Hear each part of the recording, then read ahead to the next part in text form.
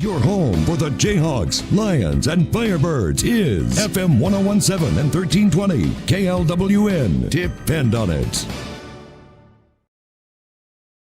Why don't we have any lights in this place? Well, Hello, ladies and gentlemen. Good evening and welcome to Free State High School here on at Free State football here tonight on the airwaves. I'm Nick Springer along with Craig Hershiser, who was apparently complaining about the lights. I don't know if anybody heard that on the air, but Craig is complaining about the lights. And Craig, happy Halloween. How you doing? Were we on? We might have been on, yes. Happy Halloween. But, this fits with the joke I was telling you about, actually, because I was going to say, happy Halloween, and also I love your costume. Your costume is a crotchety old man. Oh, wait, you look like that all the time. Oh, my gosh, I'm so sorry. I didn't know. I thought you were in a costume. Oh, no, you're funny, too. My apologies. I thought you were in costume, but it turns out that's just how you are all the time. Anyways, we're here for Free State football tonight. It's the start of the state playoffs. That's right. We've made it to the regular season and into the playoffs here tonight as Free State is going to be hosting a familiar opponent, and that's Olathe East. This is a team that Free State actually just saw at the end of September, a month ago, back on September 26th, and they beat the Olathe East Hawks by a score of 35-27. If you remember, Craig, that game was actually much more in hand for Free State. They were up by 3 scores. Yes. Olathe East scored a couple touchdowns late in the game to make it look a little bit closer, but it was one of those games where Free State it felt like they were always in control, but they kind of let Olathe East creep back in a little bit late in the game to make the score look a little bit closer than it was. And so there are a lot of interesting storylines heading into tonight's game, I think, for this playoff matchup. But I kind of want to start here, Craig, and that is, can this Free State team respond? You go back to 2 weeks ago, and this team was 5-1, looking like they had a chance to potentially be the 1 seed in the East in the East of the playoff bracket at 5-1. They have that weird game against Olathe North where they get off to a hot start. Olathe North comes back. Then you go to halftime. There's a weather delay. You come back out. There's another weather delay. The game gets postponed to Saturday. You end up losing that game pretty badly on Saturday. And then you go into the city showdown against a winless Lawrence team who just kind of comes out and knocks Free State around, especially in the first half, and just coasts to an easy win. Yep. And for Free State, you go from all of a sudden being 5-1, staring down the barrel of possibly being have a shot at the 1 seed in the playoffs, to losing 2 consecutive games, and now you're a 6 seed heading into these playoffs, and you're facing off against Olathe East. So that's kind of my question. I want to start this off with you, Craig, is just, do you expect that this team is going to be able to respond here tonight in the playoffs? I do. There's no question the last 2 games are a tremendous puzzle. You referenced the Olathe North game, and we sat here and we watched those first 2 drives, each of them 80 yards. Yeah. Free State marches down the field, scores with ease, forces a 3-and-out by Olathe North, and then it just turned dramatically. And I'm still searching for an explanation for that. Yeah. But will they turn it around? Yes, I believe they will. I think now you're in a situation now where it's you win or you go home. And you got a bunch of seniors on this team that are not ready to go home yet. Yeah. So I'm putting my eggs in the Firebirds basket and saying that tonight they will play as we have been accustomed to watching them play, and they will win tonight.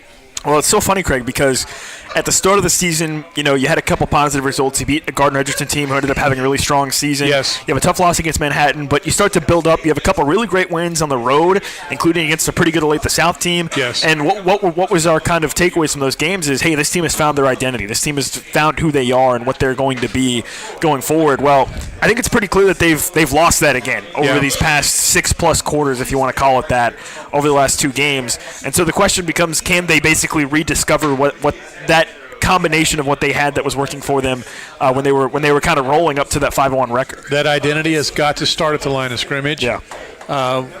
We watched them lose the line of scrimmage for the last 2.5 quarters of the Olathe North game. They lost the line of scrimmage for virtually the entire game against LHS.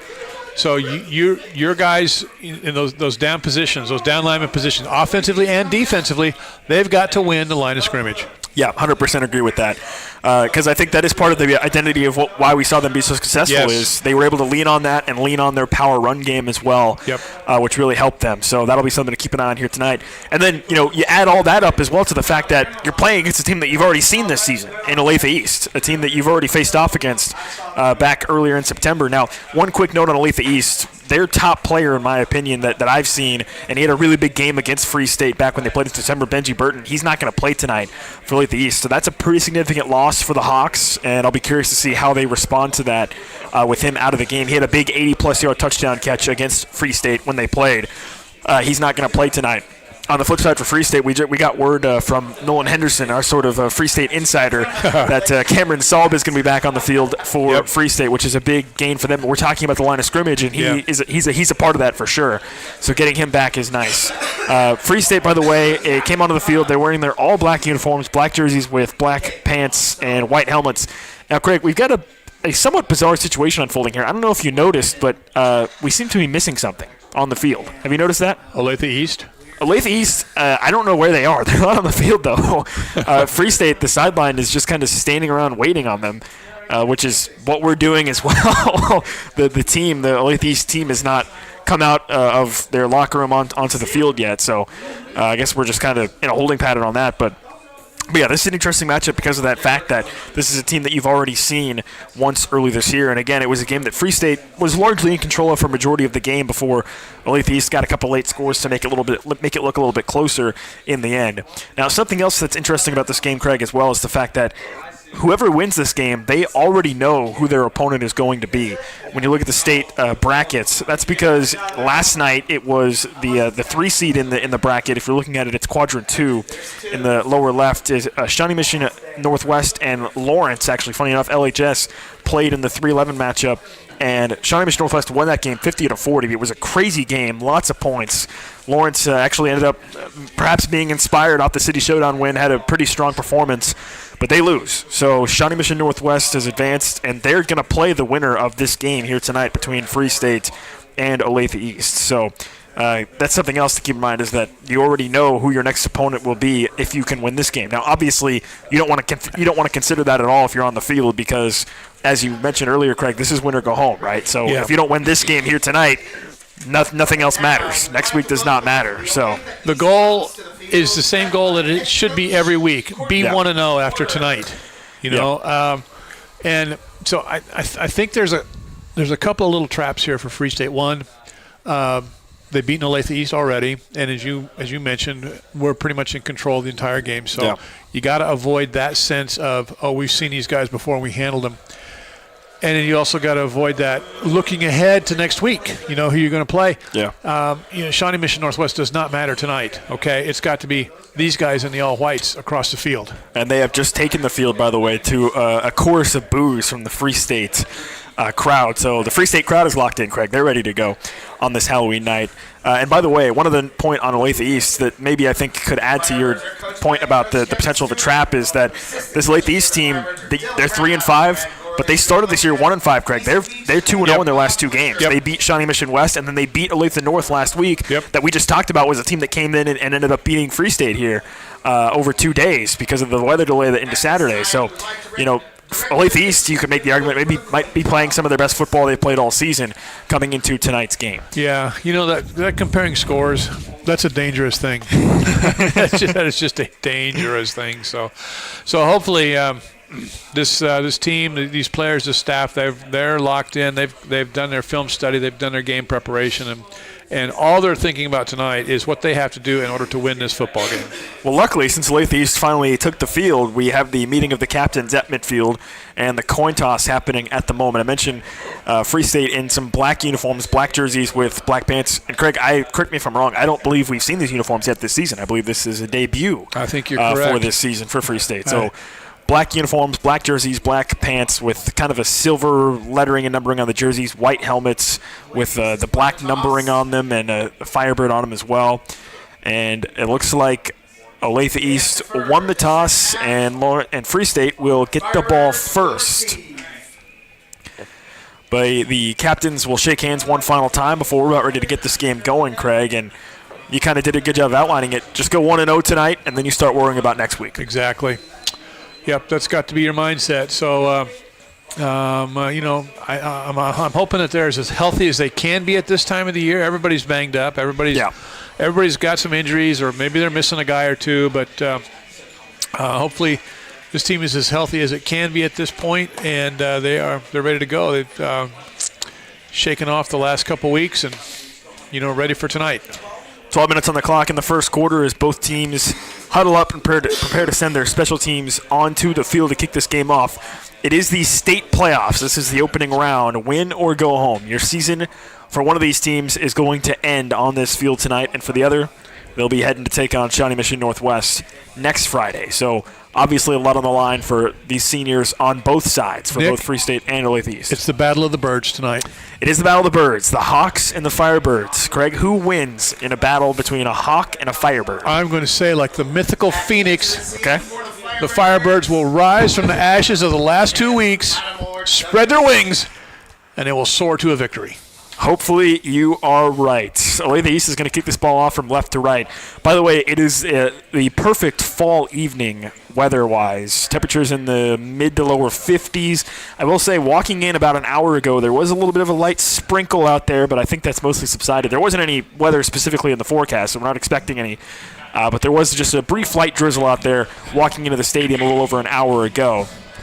But wind, not much of a factor. Light breeze, temperatures in the low 50s, a crisp fall evening at Free State High School. The end-over-end low kick spirals, bounces at the 20, picked up at about the 13-yard line by Nez Lattimore Douglas. He stops, stutter steps, and he gets spun and thrown down from behind. Lattimore Douglas just never had a chance to get going there, Craig. He didn't even get a chance to get to second gear, and he's thrown down as he crossed the 20 to about the 22-yard line.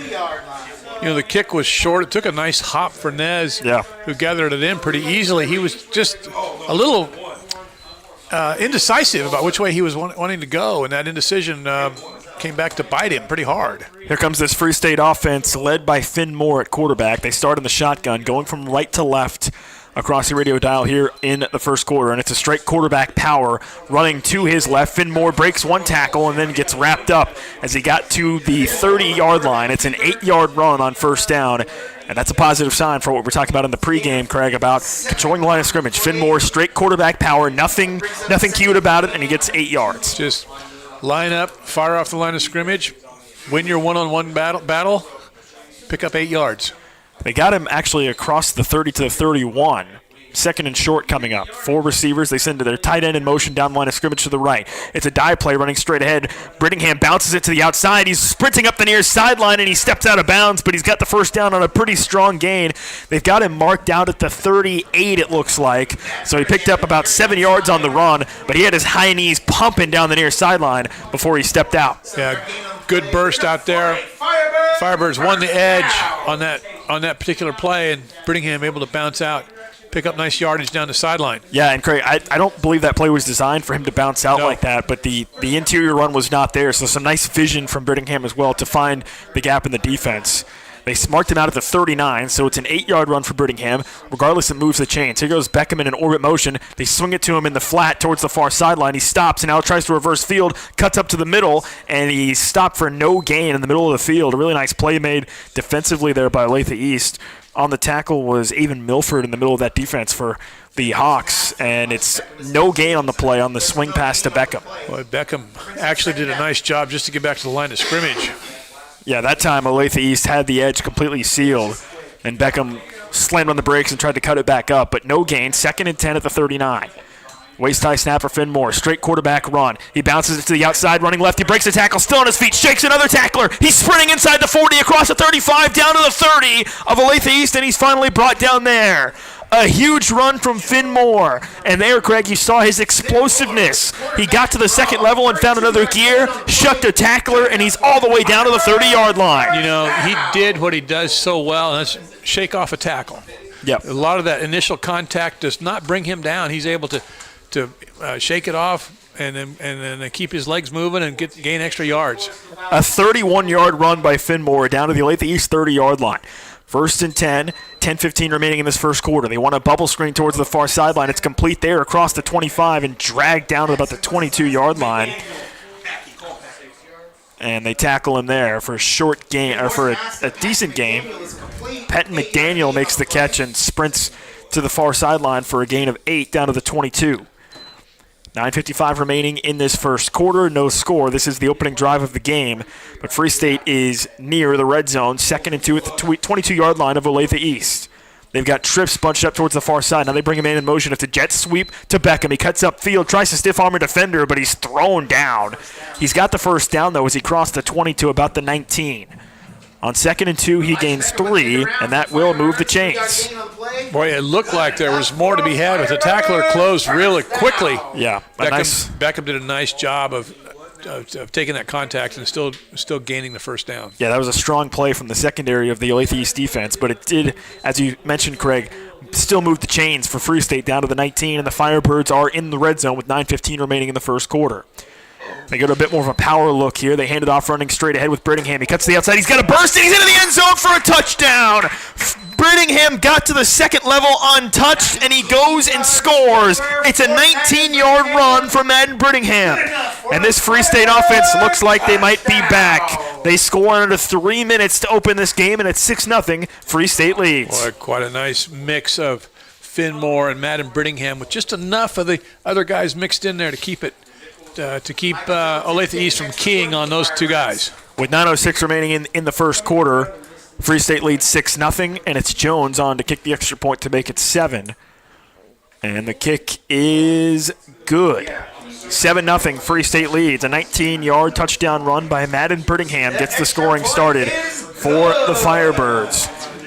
A strong start to the game for Lawrence Free State. And Craig, by the way, you know what that means. The touchdown, a free pancakes at IHOP. That's right. If you go to IHOP in Lawrence, down at 31st in Iowa, for every touchdown that Free State scores tonight, you get 1 free pancake. And I'll tell you this, if Free State keeps scoring like they did on that drive, you may be looking at a pretty hefty stack by the end of the evening. You'll have a big stack of pancakes. A 19-yard touchdown run by Madden Brittingham. And Craig, I love what you said about the fact that there was plenty of Brittingham and Moore, which we expect, but there was just enough of some of the other looks. They got it to Beckham a couple times, getting to the edge, getting to the outside. That it's not necessarily about those plays being very successful, but just about giving the defense more to worry about. Yeah, exactly, and really kind of a nice mix of plays there. It wasn't all just straight power running. So using both sides of the field, and Free State. You talked about that identity. Yeah. Okay, well, that looked like their identity. I agree, 100%. 9:06 remaining in the first quarter. 7-0 Free State leads on a nice touchdown drive of about 78 yards. They went down the field. It was highlighted by a 31-yard touchdown, a 31-yard run by Finn Moore. It was a 19-yard touchdown run by Madden Brittingham. Here's a little bit of a short kickoff, and it's a nice hole for Olathe East sprinting to the left. There's a flag that comes down behind the play. And I'll give you one guess, Craig, what this flag might be. Well, everybody in the press box is yelling "hold." So. Yeah, when you see a flag come out like that behind the play on special teams, it's a pretty easy guess. And sure enough, the white hat signaling a hold, so this will back up Olathe East after a pretty strong return out near the 40-yard line. But they're going to mark off this penalty 10 yards from the spot of the foul, so they'll spot it all the way back at the 20, just across the 20-yard line for Olathe East. Olathe East is quarterbacked by Milo Burton, and he had a pretty strong game against the Firebirds when they played last month in September. They worked out of that sort of pseudo wing tee. Here they've got sort of a diamond look. Oh, it's not a great snap. The ball's loose. The ball is on the turf. They dive for it. A flag comes down behind the play. The snap was a little bit high and hot, and Burton couldn't control it. It went flying up into the air. It was recovered by Olathe East. DeVere Hales recovered it. There was also a penalty behind the play as everyone was scrambling for the football. Now, we mentioned Milo Burton at quarterback. His brother and arguably the best player on this team for Olathe East, Benji Burton, is out tonight with an injury. And he was a pretty big factor in the game against Free State. Olathe East is backing up again, and I didn't see what the signal was. Looks like they called an illegal shift. against Olathe East. That brings up 2nd and 15. Yeah, Free State declined a penalty because of the loss Yeah. of yardage on the play. Yeah, because you basically get the loss of yardage and the loss of down Yeah. by declining the penalty. So you're right. 2nd and 15 now with the recovery at the 15-yard line. They've got 3 receivers out of the shotgun. 2 men in motion. That seems like it should be another flag. It is. Wow. Yeah, they had 2 running backs in motion at the same time. This is going to be another penalty against Olathe East. They were running that in sort of that pistol shotgun triple option look, and they had 1 running back orbit around behind the quarterback, another one coming down the line of scrimmage at the same time, and that's going to be another penalty, another illegal shift. And we talk about how consequential penalties can be, Craig, for Free State, and here for Olathe East, you haven't even had a chance to run a play yet, and you're staring down the barrel of 2nd and 20. So we saw a hold on the kick return, Yeah. a bad snap, and a penalty on the same play. Now another penalty for Olathe East. This is a rough start. Yeah. Here they go rolling out to the left. It's Burton. He wants to try to tuck it, but he's dragged down from behind. A big-time play. Otis with the sack from behind, and that ends that drive before it even got started. It's 4th down. They had declined the penalty again on the previous play of the illegal shift, so that was 3rd down, and they get the sack from Garrison Otis, and just like that, this Olathe East squad will have to punt, and the punter is standing with his toes on the goal line. So this is a dicey situation for the Hawks. Elijah Beckham is back deep to field this punt for Free State, but he's standing at the Olathe East 48-yard line. It's a high snap. It's fielded, though, cleanly, and the punt is away. It's a pretty strong punt. Beckham waits for the fair catch. It goes out of bounds at about the 47-yard line. So all things considered, not the worst-case scenario there for Olathe East off of a high snap on the punt, but they get it away, and Free State will take over, though, with very strong field position at the 47. 7:43 remaining in this first quarter. Free State leads 7-0 over Olathe East. The Firebirds went on a 78-yard touchdown drive on the opening drive of the game, which featured a 31-yard run by Finn Moore and was capped by a 19-yard touchdown run by Madden Brittingham. Now they'll take over at the Olathe East 47 on the far hash, moving from right to left. They come out at a pistol formation. Now Brittingham shifts to the left of Finmore. It's a shotgun look with 3 receivers. It's a low snap. Finmore wants to throw a quick out route. It's complete to Beckham at the 44-yard line. He jukes a defender and just slithers out of bounds at about the 40. A gain of about 7 yards on a quick little out route to Elijah Beckham running towards the near side. They actually spot the ball at 39, so he was able to even gain an extra yard before he went out of bounds at the 39. It's an 8-yard completion. 2nd and 2 coming up for the Firebirds with 7:35 remaining in this first quarter, and they lead 7-0. Same formation. They've got a tight end to the right, 3 receivers. Brittingham is to the left of Finmore, who surveys the Olathe East defense. The Hawks show a blitz coming off the left side. Finmore maybe saw it. He barks out some orders to his offensive line. Waist high snap, run a little veer play. It's kept by Finmore. He breaks a tackle, and he's across the 35 near the 30, and he falls forward into a pile of white jerseys at the 29. It's a 10-yard run by Finmore, and that will move the chains. 10-yard game on play. Well, so far, Firebirds! I don't want to be over eager here, but so far this offense is clicking. Yeah.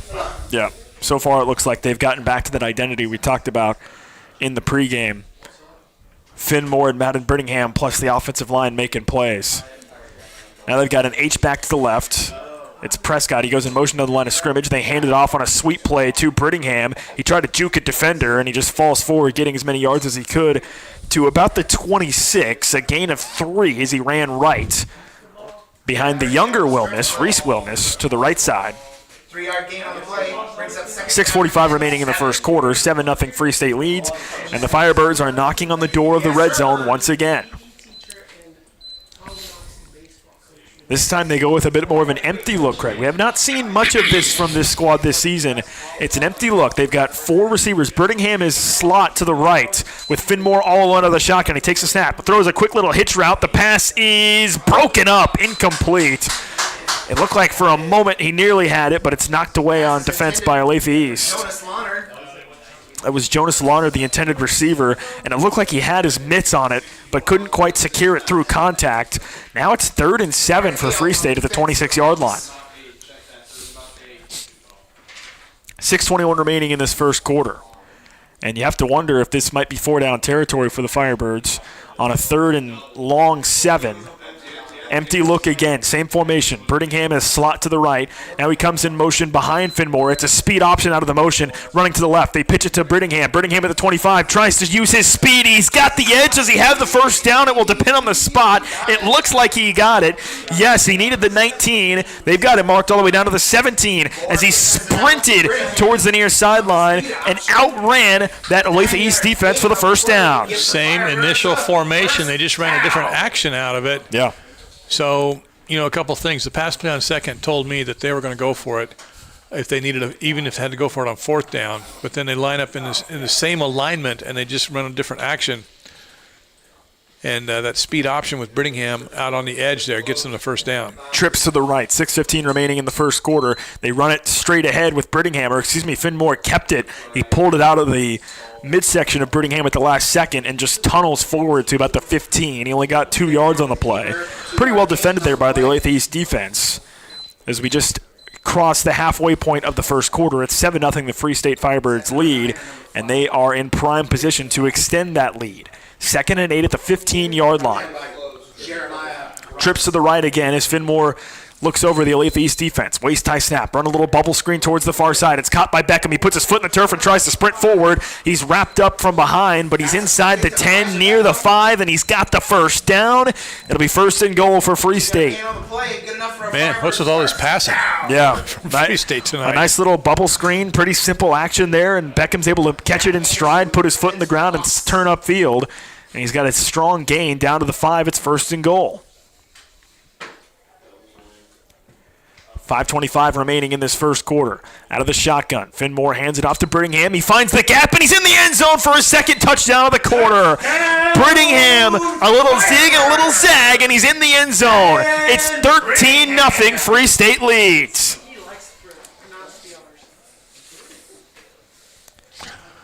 Wow, 2 possessions. They just line up, execute their plays, march it right down the field. 2 scores. And again, I'm going to go back to what you said pregame. Looks like they're getting back to their identity. Yep, and there Brittingham had a nice little cut back lane, and he saw it. And he was in the end zone for a touchdown. 2 touchdowns for Madden Brittingham in this first quarter. It's 14-0 Free State leads. And, man, this has got to feel rough for Olathe East, Craig, because it does. You're down 14-0, and you haven't even felt like your offense has had a chance. I mean, you were held on the kickoff, and then you had several penalties that backed you up, and then a sack. I mean, you had the ball for less than a minute of game time, and you didn't even really get a chance to run a play. We talk about this every week about execution. Execute your offense. Stay out of negative down and distances. Stay away from the penalties, and Olathe East has really hurt themselves with the penalties that they've committed here so far in their first possession. We'll see if the second possession gets any better for them. Now, I'm not trying to put any bad juju out there, but this was a very similar situation to how the game against Olathe North started 2 weeks ago. Don't go there. Before the tide turned. So I don't want to make anything too spooky for you, Craig, on Halloween night, but I'm just saying. So obviously you got to keep your pedal to the floor here if you're Free State in a playoff game where it's win or go home for either of these squads. But certainly the Firebirds are off to a strong start. 5:18 remaining in this first quarter. 14-0 Free State leads. Romero is in to kick it off for the Firebirds. He sends it away. It's a high end-over-end kick, a short kick, fielded about the 20-yard line by Olathe East. Here they go, sprinting to the left. He's got a nice hole across the 30 to the 35. There's another flag, though, behind the play, Craig. And, man, Olathe East continuing to shoot themselves in the foot, it would seem, based on this penalty. That's 2 kick returns they've brought out near the 40-yard line, but they don't get the boon of that field position because of a block in the back, as the official has just signaled. And once again, that's going to move the Hawks backwards. Looks like they've got this ball spotted at the 18-yard line. Yep. So you've lost, Craig, a combined 40 yards of field position because of these penalties. That's a Those are major penalties. Yeah. I mean, before you even take your snap. 5:10 remaining in the first quarter. Here go the Hawks back on offense. It's a little end-around play on a jet sweep and dragging a defender forward. That was Hales, who has a decent gain across the 25 to about the 26. Davari Hales, they actually give him 9 yards on the run out to the 27. That's the first positive play of the game for the Hawks. Now, you can be impressed by Free State's fast start. 2 touchdowns before, on 2 possessions. But on the other side of the coin, for Olathe East, there is a lot of time left to get back in it. Burton hands it off to Hales again. This time he's running to his left. Oh, and a nice tackle from the secondary. I think that was Birmingham who came flying in and wrapped up Hales immediately. He did get the first down. He needed just a yard. He got 3. So they do move the chains out to the 30-yard line. 4:25 remaining in this first quarter. 14-0 Free State leads. 1st and 10 for the Hawks at their own 30-yard line, moving from left to right. They come out that same sort of – they've got 2 H-backs, Burton in sort of a shotgun look with a running back behind him and 2 receivers. They bring a man in motion. It's Burton pitching it on a speed option play. Hales has got it again. He takes a big shot as he crossed the 30. Was that Birmingham again? Yes, it was. Yes, it was. Who laid a big hit on Hales as he tried to get the edge running towards the near sideline. He only gains a yard out to the 31. Prescott and Madden, Brittingham. Well, that's Prescott and Brittingham combining on the tackle. And Prescott did a nice job. He came up and he forced the pitch, and then he immediately got off the quarterback and came over to the running back. And we've seen Brittingham run with the football, Craig. You don't want to see him running downhill on defense, too. It's a scary sight. 3.5 minutes remaining in the first quarter. 2nd and 9 at the 31-yard line. Burton, it's a play-action pass. He rolls to his left looking downfield. He throws on the run. Oh, just a little bit too far out in front of his intended receiver. He had a man open running towards the far sideline. That's a tough throw for the young quarterback to make, though, rolling to his left on the run, and it's incomplete. He was looking for Desmond Washington running at about the Free State 45-yard line, but he just threw it a little bit too far out in front of him, and now it's 3rd and 9 for Olathe East at their own 31-yard line. 3:25 remaining in this first quarter. 14-0 Free State leads, and a great opportunity here for the Firebirds to get off the field once again. Boy, 3rd and long from basically your own 30. This is not a favorable down and distance. 3 receivers and H back to the left. Burton wants to roll left and try to throw, and now he sprints back to his right. Otis is chasing him, but he gets away. Burton looking downfield still, lofts one towards the near sideline. He's got a man wide open. It's caught at the 40-yard line, down inside the Free State 35. A huge completion. The pass caught by Ike Goodman. And boy, did Olathe East need that. A gain of over 35 yards down inside deep into Free State territory, inside the 35 at the 33. Really nice composure there from Burton as he rolls out. He's under pressure, but he keeps his head, and basically your receiver's going to kind of scramble drill, and he finds an open guy and just in a big empty spot on the field. He wanted to go to his left. He was forced back to the right. Otis was there but couldn't contain him, and it resulted in a big gain. 1st and 10 at the 33-yard line of Free State. Here's a straight quarterback run by Burton, and he's got nowhere to go. He just gets swallowed up. No gain on the play. A big-time play. Xander Sawyer came in to make that play for Free State. That's a name we haven't called too much this season, but he made a really strong play there, and it's a loss of a yard for Burton back to the 34.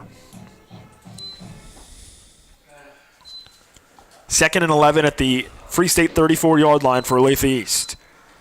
Burton stands alone in the shotgun. This is an interesting formation, Craig. They've got 3 H-backs lined up to the right with 2 receivers. Burton out of the shotgun. Waist-high snap. They hand it off, trying to go with a counter, running away from that look, and they get stacked up after a gain of a couple yards. The handoff to Jaden Scott for Olathe East, and he got to about the 30-yard line. We'll see where they spot this football. They've got it spotted right at the 30, so it was a gain of 4. So 3rd and 7 at the 30-yard line. On your feet, Firebirds, it's 3rd. And now you have to wonder, Craig, if this isn't 4-down territory for Olathe East. At the Free State 30, it's 3rd and 7. They've got that same formation, 3 H-backs lined up to the right with 2 receivers and Burton alone in the shotgun. Chest high snap. He looks left, throws a quick little slant route. The pass deflected and incomplete. They were looking for a quick slant. it was Goodman again who was the intended receiver, and it popped up off his hands. Luckily for the Hawks, it fell harmlessly to the turf. That could have been a dangerous play. It could have been, but it was there. It was there to be caught. 1:20 remaining in the quarter. 14-0 Free State leads. And on 4th and 7, sure enough, Olathe East will go for this. Hawks will attempt to go for the 4th down conversion. On your feet, Firebirds. 4th and 7 at the 30-yard line. They need the 23 for a first down. 2 receivers, 2 H-backs, with a running back behind Burton. Out of the shotgun. He wants to run, but he's got nowhere to go. They swat him up, and they take him down for a big loss. Wow. A big loss on the play. Braden, was that Braden Wilmus? Yes, playing on defense. Normally we're used to seeing him pancake defenders on offense. But how about that, Craig? He makes a play on defense there. Well, you know what? It's the time of year you put your best players out on the field, right? Yep. This dude is 6'7", 290. That's what they list him at anyway. And so he's going to make some plays out there for you. I like it. I like to see it. Wilmus, the Clemson commit, makes a big stop back to the 35-yard line. It's a huge loss for Olathe East, and they turn it over on downs. And Craig, I got to be honest, I don't know if I love that play call from Olathe East in that situation. I was a little surprised with it. 4th and 7, and we've seen Burton make some nice throws. Yeah. You don't even give him a chance to throw the ball. Yeah, I was a little surprised at that. I wonder if there was just some confusion on what play was supposed to be run. Trips to the right for Free State on 1st and 10 at their own 35-yard line to start this drive. The pass is high and incomplete. Wow. From Finn Moore looking for Madden Brittingham. And Finn Moore jumping up and down as he saw the pass incomplete to Brittingham. And Brittingham was frustrated too because he had a lot of room. That looked like it could have been a big play if you hit him in stride. Boy, he had a lot of room to run. Wide open. The pass was high and behind Brittingham. It's what I've been looking for all season, actually, to get the ball to Brittingham in that spot on the field, through the pass. 2nd and 10, they go back to the quarterback run. This time, Brittingham throws a block for Finn Moore, and he shows off what he can do with his legs. Finn Moore is sprinting down the near sideline, and he's thrown out of bounds inside the 40 of Olathe East down to the 37. A huge run. 28 yards on the run for Finn Moore. Firebird, first down. 60 seconds remaining in this first quarter, and Finn Moore with 2 long runs already in this quarter, Craig. He's got to be near 100 yards already on the ground. Waist-high snap. Now he wants to throw, looking to go up top. Fires it over the seam. Oh, incomplete. Whoa. There was a big miscommunication, it looked like there. He had a guy open. He looked like he was trying to get the ball to Prescott on a seam route who was open, but he just maybe way underthrew it, and it was right into the hands of an Olathe East defender. Luckily, it falls incomplete. Well, there were 3 people close to the ball. 2 of them were Olathe East defenders. The other was the official. Another one was the official. Yeah. Wow. It looked like he had Prescott open on that seam route, too. It's 2nd and 10 at the 37-yard line. Free State dodges a bullet. Pistol formation. Brittingham directly behind Finn Moore. Prescott goes in motion. Oh, now a false start against the Firebirds. Sammy Sengchan, the left guard, move first. 5-yard penalty. We got 2nd and 15. Craig, what's your opinion on penalties? Well, you want to avoid them. That's my opinion. 2nd and 15 now for the Firebirds. Do not commit penalties. 14-0 Free State leads. 57 seconds remaining in this first quarter. And it's now, they are backed up after that false start. Pistol formation. They've got trips to the right. And now Brittingham steps to the left of Finn Moore out of the shotgun. Finn Moore takes the snap, keeps it on a read option. He's at the 40, jukes a defender at the 35, but now they stack him up, and it takes about 4 or 5 white jerseys, but they finally push him back. They've got the spot at the 35-yard line. It's a 7-yard run for Finn Moore. 3rd down and 8 coming up for the Firebirds at the 35. They're looking for the 27 for a first down. 30 seconds remaining in the quarter. There's a 10-second differential between shot clock and game clock. I'm in basketball mode already. Between the play clock and the game clock. So they will have to snap the ball here. They do. It's a low snap to Finn Moore. He rolls out to his right under pressure. Jukes one defender. Stays on his feet looking downfield. And he might have crossed the line of scrimmage, but he throws it incomplete. And he did. A flag does fly. Yep. He was looking downfield. You could tell he still wanted to try to pass the football, but he may have crossed the line of scrimmage at the 35-yard line. The flag came down from the near side, and sure enough, they're going to get illegal forward pass, I believe, against Free State. And that's going to be a loss of down. So Free State will almost certainly now, I think, have to punt this if they lose yardage and the down. 14-10. Well, declined. Yeah, they're going to decline the penalty. So it is 4th down regardless because the pass was incomplete. But it's 4th and 8, and you know Kevin Stewart, Craig. He's aggressive, so he's going to roll the dice here and go for this. I think he's fine going with it, even with this distance. But from this spot on the field, I think he's good with it. 10 seconds remaining in the quarter. 14-0 Free State leads. Finmore's going up top. He's got a man wide open. It's caught by Ethan Prescott, and he's in the end zone for a touchdown. It's a 35-yard pass for a touchdown from Finmore to Ethan Prescott. A senior to a senior. And it puts Free State up 20-0 with 4 seconds left in the first quarter. It's okay.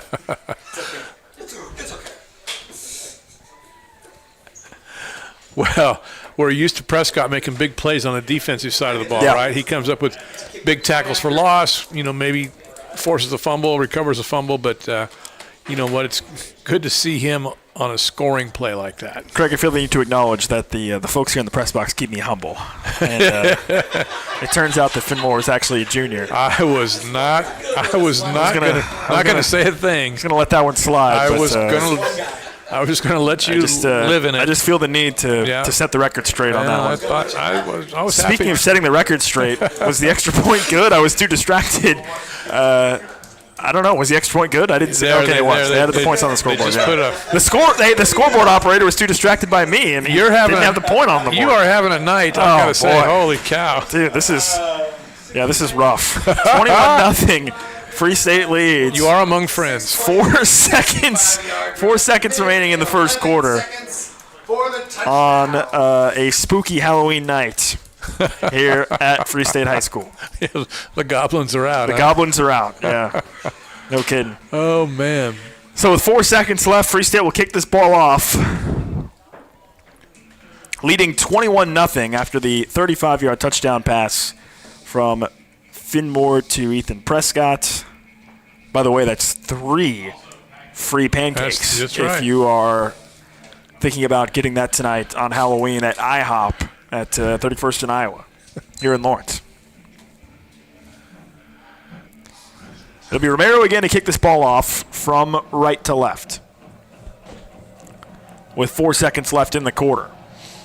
He sends it away. It's another short end-over-end kick, fielded about the 27-yard line by the up-back. He breaks a tackle and crosses the 40 to about the 44-yard line. But more importantly for Olathe East, no flags on the return. And so the Hawks will get this strong field position at the 44-yard line. And that is the final play of the first quarter. 21-0 Free State leads over Olathe East. The Firebirds with a dominant first quarter here in the state playoffs. They know what's on the line. It's win or go home, and right now Free State with a 3-possession lead as we head to the second quarter. We're going to take a break. Free State leads 21-0. Second quarter action coming up next. You're listening to Free State Football on KLWN. In the heart of Lawrence, Kansas, off 6th and Castle, there's a place that's more than just a wash and lube. It's where Don Greenfield, local business owner, proud father, and husband to a longtime teacher, has been serving our community since 2005. Westridge Auto Wash and Lube is a proud supporter of high school sports in Lawrence, locally owned and operated by trained technicians. Fast, reliable, trusted. Because here, you're not just a customer, you're family. Visit Westridge Auto Wash and Lube right off 6th and Castle in Lawrence, where Lawrence comes to shine. Your home for the Jayhawks, Lions, and Firebirds is FM 1017 and 13. Welcome back to Free State High School on KLWN. I'm Nick Springer here with Craig Hershiser. Second quarter action coming up here for the Firebirds. This is the 6A state playoffs. Free State in the East bracket, on the east side of the bracket this season. So Olathe East is the opponent for the Firebirds, and right now Free State leads 21-0 over the Hawks of Olathe East. As we switch sides of the field, Olathe East will start at their own 44-yard line. They start the second quarter with a quick short hook pass to the far sideline. It's complete for a gain of about 6 yards. right to midfield. Gavin Otto. 21-0 the Firebirds lead. It was a 19-yard touchdown run from Madden Brittingham, then a 5-yard touchdown run from Madden Brittingham, and then on a 4th and 7, Finmore hit Ethan Prescott for a 35-yard touchdown to make it 21-0 the Firebirds lead. The ball is spotted right at the midfield stripe for Olathe East, moving from right to left here in the second quarter. They've got a full house backfield here on 2nd and 5. Burton, it's a straight run. Garrison Otis tried to take him down. Burton stiff-armed him and got out of bounds on the far side at about the 47-yard line. Maybe they give him the 46. They've got him spotted at the 46. That's exactly what he needed for the first down. So this will move the chains on a nice little 4 or 5 yard run. It's a first down at the Free State 46-yard line. This is Olathe East's second time in Free State territory. They got stopped on a 4th and 7 play in the first quarter. That was blown up by Braden Wilmus. 1st and 10 at the 46. Burton looking to throw. Fires a quick little hook route. It's complete at the 42-yard line. This is Otto. Breaks tackles of 2 defenders. Breaks a 3rd tackle. Still on his feet. And he's finally taken down from behind. Great effort there from the wide receiver, Otto, for Olathe East, all the way down inside the 30 to about the 26. Man, nice move to avoid the first tackle. He broke 2 tackles and then had to get his knees up to break a 3rd from behind before he was finally tackled at the 26-yard line. A 20-yard completion, and almost all of that was done with the feet of Otto. 10:45 remaining in the second quarter. Olathe East scoreless at the moment. They trail 21-0. Out of the pistol formation, they hand it off running straight ahead, and Scott just gets gobbled up. He lost a yard, it looked like, on the play. Several black jerseys came in and got him. Keo Ford with the tackle for loss. Keo Ford was there for Free State. So Scott loses a yard back to the 27, and it's 2nd and 11. Carried by Jaden Scott. And considering the circumstances, Craig, you just assume that this is 4-down territory no matter what. Oh, I think for so. Olathe East. Yeah, down 21-0. Even if you could kick a field goal, that wouldn't do you any good. You need touchdowns. 2nd and 11 at the 27 of Free State. 3 receivers, pistol look. Burton with a running back behind him, looking to pass. 3-step drop. He's under pressure. Fires it over the middle. It was a little bit behind the receiver, but it's complete to Otto at the 10-yard line. And again, he tried to break a tackle. This time they finally get him down, but he's inside the 15 to about the 12. Boy, Gavin Otto, that was an athletic catch. Yeah, it was high and behind him, and he made a great adjustment. But really what's most impressive about that, Craig, is he made that adjustment and then absorbed the contact as well right after, hanging on to it. They've actually got 1st and goal right at the 10-yard line is where they spotted it for him. Out of the pistol, they run a little handoff towards the left side, and that didn't get much. It was Hales who was hit hard by a couple of Free State defenders. 9:20 remaining in the second quarter. Free State leads 21-0. So a touchdown here for Olathe East would go a long way for inspiring the Hawks to get back in this game. It's 2nd and goal at the 8-yard line. 2 receivers, 2 H-backs. Burton in the pistol with a running back behind him. As we just go under 9 minutes remaining in the second quarter. Burton on a rollout to the right, looking into the end zone, throws it, and it's incomplete. He zinged it towards the far front pylon, and it was incomplete. Looked like he was trying to get it to Hales, I think was the intended receiver. But not a lot of space over there. Now it's 3rd and goal at the 8. Grayson, we're also the coverage for the Firebirds. And if you're Olathe East, you better come up with the best 2 plays you got here on 3rd or potentially 4th down. On your feet, Firebirds. 8:50 remaining in this second quarter. 21-0 Free State leads. The field has been slanted in favor of the Firebirds all night so far. 2 receivers again. Same formation, 2 H-backs. Burton, it's a speed option right. He waits to pitch, then he keeps it, cuts up field, and he's into the end zone for a touchdown. Wow, a great little hesitation there from Burton on the fake pitch, and he cut it up field, and Olathe East is on the board with a 8-yard touchdown run from Milo Burton. Yeah, you called it. That was a nice piece of running from Burton, the quarterback. It looked like he was almost ready to pitch, then he tucks it up, cuts up field, gets into the end zone, getting East a touchdown. If they so desperately needed, Nick. Yes, absolutely. I mean, Craig, if they hadn't scored on that drive, I would be thinking this game might already be over at that point. I mean, if you get stopped on a 4th and goal there and Free State gets it back with no points, that would have been really a real gut punch for them. But they do punch it into the end zone with a touchdown on the 8-yard run from Milo Burton, the quarterback. And with 8:45 remaining in the second quarter, it's 21-7. Free State's lead has been reduced. And unfortunately, the free pancakes, Craig, don't count for opponent touchdowns. So only for Free State. So I hate to break it to you. Well, seems fair. Yeah, that's true. 21-7, the Firebirds lead, 8:45 remaining in this second quarter. 2 rushing touchdowns from Madden Brittingham in the first quarter. A nice pass from Finn Moore to Ethan Prescott for the 3rd touchdown of the quarter. But a nice response there from Olathe East. And, Craig, they finally don't get penalized. They finally don't penalize themselves to start that drive. They have good field position, and they take advantage of it as well, getting down the field for a touchdown. So some inspiring things there from Olathe East. And now if you're Free State, back to work with that offense, leading 21-7. The Hawks will kick this ball off from right to left. Back deep for Free State is Elijah Beckham, along with Monty Bowden, I think is, Naz Lattimore Douglas is the other man back deep. A ball set up on the far hash as Olathe East will kick this ball away. It's Miles Smith to kick it.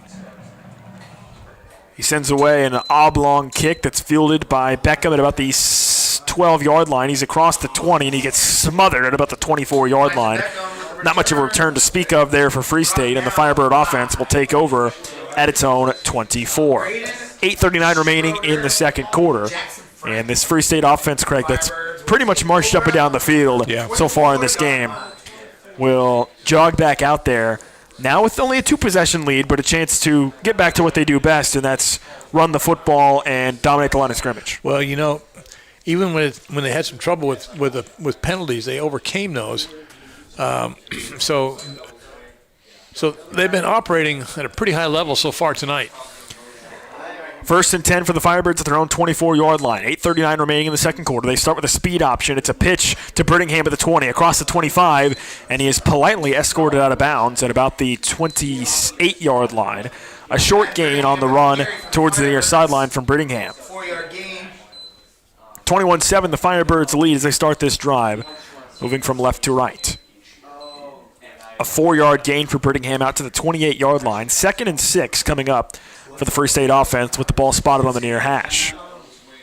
They've got 3 receivers, 2 receivers stacked directly behind each other towards the far sideline. A waist-high snap, handoff to Brittingham. He's got a big hole. Whoa. Brittingham explodes across the 40, across midfield, at the 45. Dukes a defender, down inside the 30, trying to outrun towards the near sideline, and he's finally knocked out of bounds. But Madden Brittingham showing off the speed and elusiveness in the open field. It's a huge run all the way down to the 22-yard line of Olathe East. Man, he was at linebacker level just like that. In hot territory. And then once he got there, it was just a foot race. One nice move in the middle of the field. Breaks it more to the outside, gets down the sideline. It was JT Lundgren who finally knocked him out of bounds at the 22-yard line. But a huge gain. And, man, if you're going to give Brittingham that much room to operate in the middle of the field, Craig, you can just see what his speed does. Now here goes Finn Moore on a read option. He keeps it and barrels into the defense for a short gain inside the 20 to about the 19. A gain of 3 yards by Finn Moore on the quarterback keeper. Finn Moore with the keeper, 3-yard gain. We got 2nd and 7. 2nd and 7 at the 19-yard line for the Firebirds. 8 minutes remaining in this second quarter. 21-7 Free State leads, but they're in the red zone once again, looking to re-extend this lead. 3 receivers. Beckham is in the slot right. Brittingham to the left. Here goes Beckham in motion. They fake a jet sweep. Oh, no, they do give it to him. Beckham's got it, and he falls forward to about the 16-yard line. The exchange there didn't look very clean from Finn Moore to Beckham, but he got it to him. Running to the left, and he gets tackled after a short gain down to the 16. We'll bring up 3rd down for the Firebirds. They give him 3 more yards. 3rd down and medium coming up for Free State. They got the ball spotted at the 16-yard line on the far hash. One receiver split way wide to the right. They've got two to the left. It's Brittingham next to Finmore out of the shotgun. Here's a straight quarterback power running off left tackle. Finmore's got the first down, but he's looking for more inside the 5, and they finally get him down at about the 3-yard line. Finmore could smell the end zone, but he's held back on that play. It is a first down as we tick under 7 minutes remaining in this second quarter. 21-7 Free State leads, and the Firebirds seeking their 4th touchdown of the night. First and goal just outside the 3, called about the 3.5. 3 receivers stacked to the right. It's a waist-high snap, handoff to Brittingham. Why not go get his 3rd? He's powering his way. He's keeping the feet driving, and he's in for the touchdown. It is a Free State touchdown for Madden Brittingham. Count him. He's got 3 here in the first half. He kept the legs churning, and he finds pay dirt once again. Micah Jones. Well, I am sitting back here just a little bit stunned. Free State now with 4 touchdowns, and there's 6 minutes and 30 seconds left in this first half. Yeah, it's clear this offense came out tonight, Craig, looking to make a statement after a really rough game against Lawrence High in the City Showdown, in which you were shut out in the first half of that game. Yeah. Only ended up with 6 points. It's been a complete 180 for this Free State offense. 6.5 minutes remaining in this second quarter. 28-7, the Firebirds lead. And now, Craig, you're getting to the point where it feels like even if this Olathe East offense wakes up and is able to start scoring, I'm not sure they'll be able to catch up at this point. You know, well, and that is a very good point because Firebirds are hitting on all cylinders in this first half. But that last drive, everything was on the ground. Okay, but I've been a little surprised with Kevin Stewart, that is, going to the pass as much as he has here in the first half. We have not seen that. No. There's been several games where Finmore has attempted only maybe 1 or 2 passes over the course of the whole game. And tonight we've seen a couple different looks at a bubble screen. They had that big miss to Brittingham in the flat, but still looking to throw the football. And obviously the deep touchdown pass that we have seen some of that throughout the season. Yeah. But you're right. Some of the more short intermediate passes have been a little bit more frequent here tonight for Finmore. And they've been largely successful, I feel like, for the most part, outside of the miss to Brittingham. 6.5 minutes remaining in the second quarter, and it's Romero to kick this ball off from left to right. 28-7, Free State leads over Olathe East. An end-over-end kick at about the 25-yard line. It's fielded there by Olathe East, and upending one defender, stays on his feet, and then somersaults forward across the 40, but I got bad news, Craig. There's another penalty flag that flies. And this could be killer if it goes against Olathe East. It could be bad if it goes against Free State as well. The way the ball carrier went down, I wonder if it was a face mask? Yeah, the Free State, the Olathe East offense is pointing in the direction of Free State. We're waiting on the official to give the signal. The officials have huddled up. Yeah, do you think they're talking about what costumes they're going to wear out tonight? Maybe. You know, what their favorite Halloween candy is? Their favorite routes to go trick-or-treating. And it is a face mask. It goes against Free State. Personal foul, face mask is the call. And that ball was out to the 42-yard line. So with this face mask penalty, Craig, Olathe East is going to get this football. They're going to start this drive in Free State territory. Yep. So it was indeed a huge penalty, not against Olathe East, but against the Firebirds.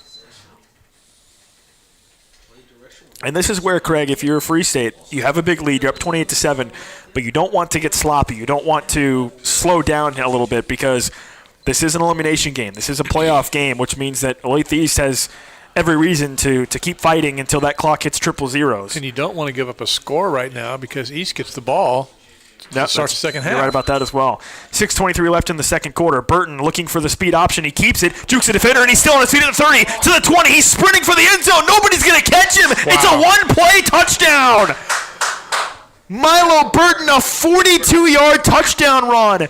Boy, he was so hesitant to pitch the football, and then he kept it. And once he made that decision, he explodes for a 42-yard run and a touchdown.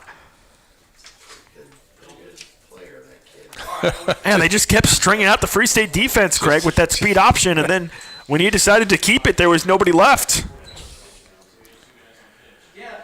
This is why you got to pay attention to every high school game that you go to because you never know what's going to happen next. Yeah, this game I feel like now has a lot more to offer. 6:13 remaining in the second quarter. It's 28-13, and the extra point was blocked. The extra point was blocked. The extra point was blocked by Free State, so it stays at 28-13. After the 42-yard touchdown run by Milo Burton for Olathe East. But the extra point blocked. 6:13 remaining in the second quarter.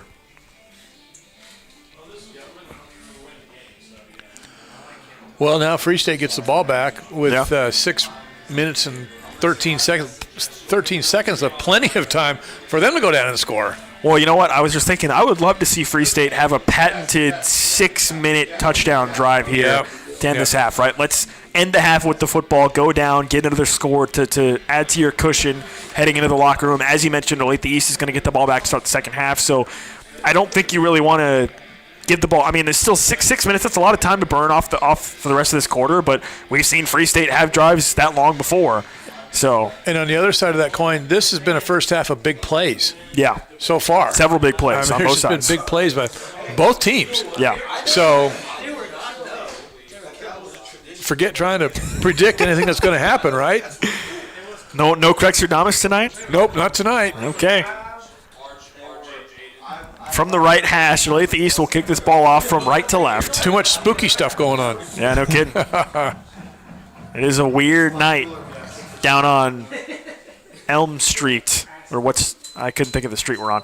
Fielded at the 10, but here goes Beckham. He's got a big hole. Beckham tackled by 2 or 3 defenders, but there's another flag on the play on the far sideline. I'm not talking about you either.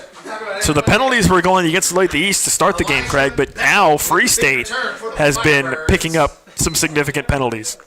And here's another one. You guys are unbearable for 8 weeks. 6:07 remaining in the second quarter. And we're waiting on the official to give the signal. And it is a hold against the Firebirds. And now it's Free State, Craig, that will be backed up here.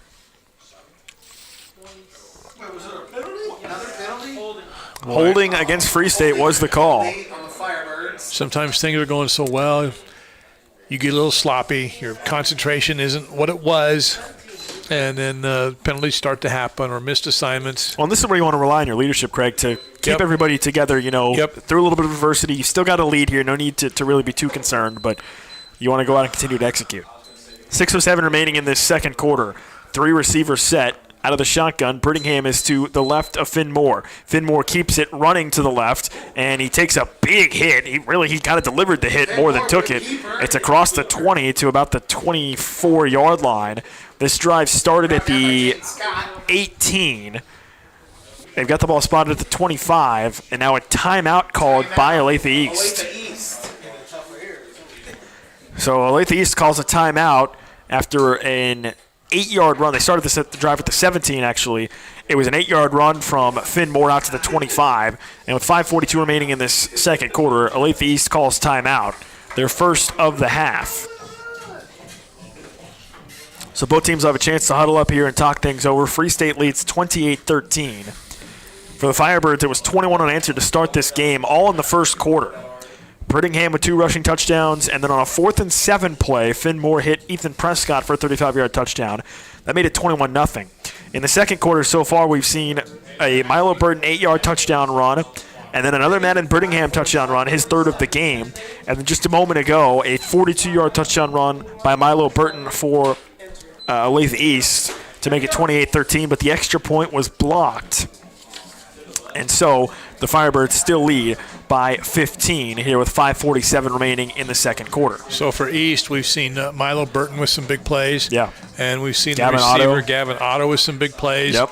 They had the big pass to Ike Goodman as well in the first quarter. Yep. Down the near sideline. That pass actually ended up in a turnover on downs, though, on that drive for Olathe East, but still it was a big play for him. 2nd and 2 out of the timeout at the 25-yard line. 5:47 remaining in the second quarter. Free State leads 28-13.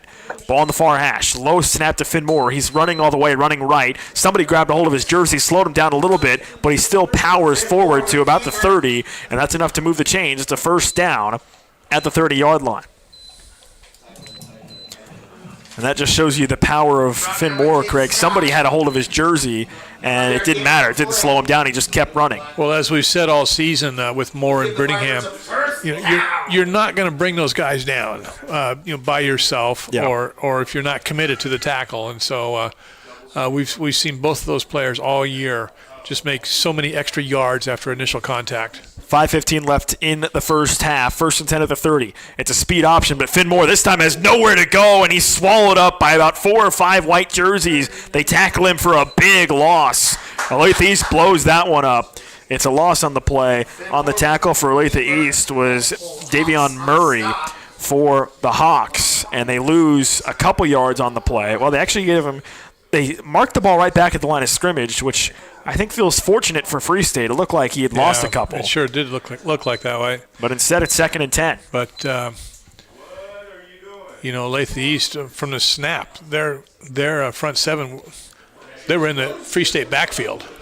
Trips towards the left side of the field. 2nd and 10 at the 30-yard line. Low snap. Here's another little bubble screen thrown towards the far sideline. It's complete and tackled from behind. A nice play there defensively in the secondary by Olathe East. But the pass was complete on a bubble screen. It was Paxton McDonald who made the catch for Free State, and he was tackled at the 37-yard line. Or Paxton McDaniel, excuse me. Made the catch there for Olathe East, or for Free State. Another timeout called by Olathe East with 4:16 remaining. So you can see, Craig, Olathe East recognizing the circumstances here. Yeah. If they can get a stop and get the ball back, they have a chance to try to double up Free State and get back in this game.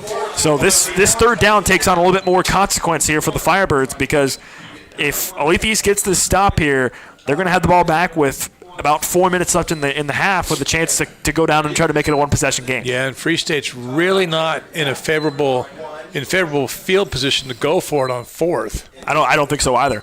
You're at your own 36-yard line. That's where they've got the ball spotted. It's third and a long 3, basically 3rd and 4. They need the 40 for a first down. Even if you had a 4th and 1, you just wouldn't feel right to go for it from this spot on the field. They added a couple seconds back onto the game clock. 4:21 remaining in the half. 1 timeout left for Olathe East. Here they go with a straight quarterback run straight ahead with Finn Moore. He's got the first down across the 40 to the 45. Well, that was Free State, Craig, I think, just lining up and saying, all right, here it is. Here's our quarterback run. Can you stop it? And that time, Olathe East could not.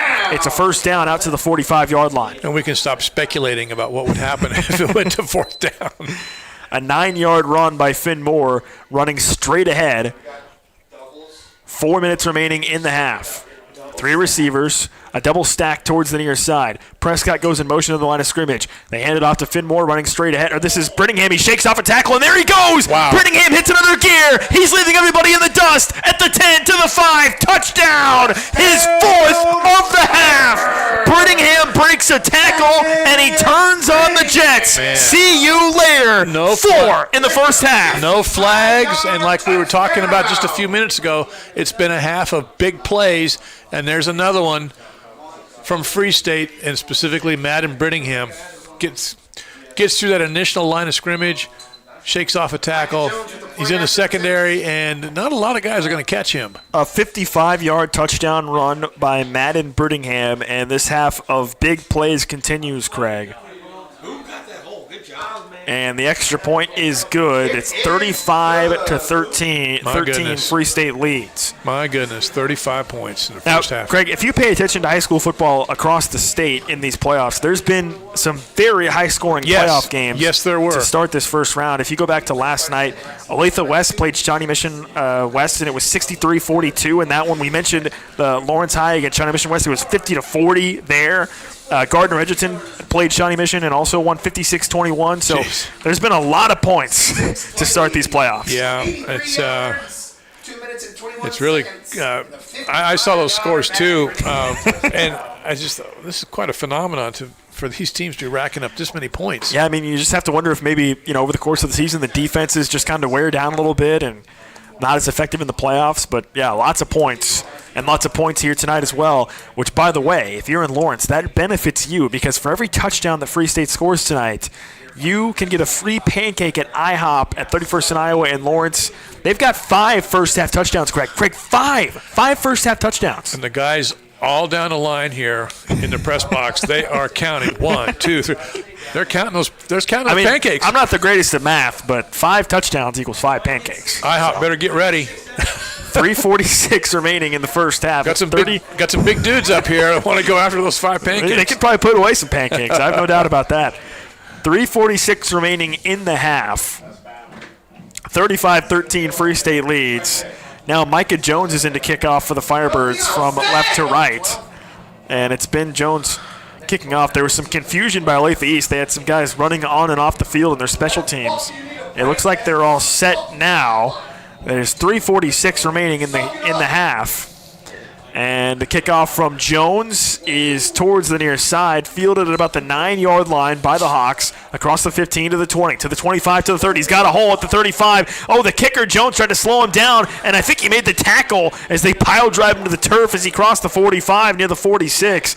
Another big return for Olathe East. If there's one area of concern so far in this half, Craig, it's been Olathe East has been getting some really strong returns. Yeah. Now they've had a couple called back because of penalty, but overall they've been really, really good on returns. Yeah, their special teams kick returns have done an excellent job, and Free State has just not been up to the task to come down on kick coverage. No penalty on this one, so Olathe East starts with this ball at their own 46-yard line, right near the wingtip of the Firebird logo at midfield. Burton out of the pistol, 3-step drop looking downfield. Now he's under pressure, rolls to his right, steps up in the pocket, still looking downfield, throws it. It's a short completion into Free State territory at the 46-yard line. Give him 8 yards on the play. The clock is running, and Olathe East wants to see some tempo here, Craig. They're trying to move a little bit quicker to save themselves some time. Tell you what, they had a receiver all the way down to the 5. Really? Yes. Well, instead, Burton was forced to throw it short. It's still an 8-yard completion. Now on 2nd and 2, he looks downfield again. He's under pressure again, running around, throws it over the middle, incomplete. A flag comes down behind the play, and this might be a hold. As Burton, he was all over the place in the pocket, running to his right, then back to his left, then he stepped up, and this is going to be a hold against Olathe East. That'll back up the Hawks with 3:05 remaining in the quarter. Firebirds haven't been able to get to him, but they have put pressure on Burton to make him throw a little bit out of rhythm. And Burton, overall, I think Craig has done a really nice job of breaking contain. I agree. At various moments. Yep, absolutely. Now it's 2nd and 12, all the way back in Olathe East territory at their own 44-yard line after the holding penalty. They've got that same 3 H-back look to the right play. Here's another quick slant. The pass this time caught by Goodman. He's spun down back into Firebird territory, and he's got enough for the first down as well, all the way down to the 42-yard line. Secondary playing off. Goodman breaks the route off right in front of the defender, so it's basically keep him in front and then tackle. A 14-yard completion from Burton to Goodman moves the chains back into Firebird territory. 2:35 remaining in this first half. Burton, 7 back to pass, now rolls to his right, looking to throw, slings it over the middle. The pass caught by Otto. He juggled it at the 35. Now he's inside the 30, breaks the tackle at the 30, at the 25, to the 20, to the 15, running towards the near pylon. Jukes 2 defenders, and he scores! Otto all the way into the end zone. He juggled it and caught it, and then just zigged and zagged his way across the field towards the near sideline, and eventually he finds the end zone. Boy, after the completion, he does all of that on his own. That's an impressive run from Otto. 42-yard catch and run from Gavin Otto, and it's 35-19 with 2:20 remaining in this first half. Boy, Craig, what is in the air tonight? This is wild. Oh, wait, it's Halloween. Maybe that's what it is. That's what it is. The extra point attempt, their last attempt was blocked. It's 35-19, so this is not a gimme here for the Hawks. They get the kick up, and it is good. So 35-20. Boy, this has been quite the first half. And guess what? There's 2 minutes and 20 seconds left. There's plenty of time. I know. To score. I'm thinking we might see 2 more touchdowns. That's right. These next 2 minutes and 20 seconds. A 42-yard pass from Burton to Otto for Olathe East. You know, Craig, sometimes when we do these games, you know, I'm a young guy. I'm kind of spry. So I sometimes just do it off the dome, you know, of what happened in the game. I got to write this stuff down, Craig. I don't know what's going on. What? You're kind of spry. I don't know. I don't know. Okay. Well, hey. Mentally spry. How about that? Okay. There you go. Mentally spry. Okay. Yeah. I'm not going to argue with you. Okay. Okay. Just a curious choice of words there, but whatever. Look, sometimes words, they start, up here in the brain, and they sound good. They just boop. Yeah. They just kind of boop. Yeah, they sound good until they come out. 2:20 remaining in the second quarter. Look, I mean, this thing's already off the rails, Craig. It's 35-20 in the first half, so you have to bear with us a little bit here. As Olathe East is going to kick this ball off from right to left. They send it away. It's a shorter end-over-end kick, and not a great one at that. It goes out of bounds at the 22-yard line. So Free State will have strong field position to start this drive. The Firebirds have 3 timeouts left, Craig. So with 2:20 and 3 timeouts, that is more than enough time for the Firebirds to consider going down and scoring again before half. They're going to get the ball on the 35. Yep, that's where they'll spot this football after the kick out of bounds. Out of bounds, yes. So 65 yards in a dream with 2:20 and 3 timeouts left. What do you say? I think it's highly possible. The way this is going, highly possible. The ball will be spotted at the far hash. By the way, I don't know if you noticed, Craig, but the equipment, some of the equipment managers for Free State have dressed up I did see that. In the theme of the evening. Yep. I think, is that what are they supposed to be, kangaroos? Is that what that is? Can't really quite tell. Some brown jumpsuits, but some kind of animal. I don't know. Anyways, back to the action on the field. 1st and 10 at the 35-yard line with 2:20 remaining. They start with a give to Brittingham, and he gets stacked up for basically a gain of only about 2 yards, running to his left. Firebirds, 2-yard gain on the play. Somebody's helmet popped off in the sequence of that as well. That's Sammy Sengchan, so he'll have to come off for one play after his helmet came off. 2:10, and the clock is running. 35-20 Free State leads. The Firebirds not in a big rush at the moment. 2nd and 8 at their own 37 coming up. Under 2 minutes now left in this first half. Pistol formation, trips to the right. Now they move to the shotgun as Brittingham is in the right hip pocket of Finn Moore. Here goes another little bubble screen to throw it out to McDaniel. He's got it at the 40, at the 45, across midfield. He turns on the jets. He's got some speed, and he's into Olathe East territory across the 40. They've got him spotted inside the 35, down to the, waiting for the official spot here, down to the 33-yard line. That is Paxton McDaniel. McDaniel, he's a freshman. Yep, who, as far as I'm aware, Craig, was not on the roster to start this season. Nope. And has been come on, but boy, you could see his athletic ability on that play. 33-yard gain. Here they keep it on a quarterback run with Finn Moore, and he just falls forward into the pile for a gain of only about a yard. 90 seconds remaining in this first half. 2nd and 9 coming up for the Firebirds at the 30. Well, 2nd and 8 at the 31-yard line. They give him 2 yards on that play. The clock is running. Free State has 3 timeouts left, but they've got to be aware of it. It's down to 1:15. Free State taking their time here, looking towards the near sideline. And here's my problem.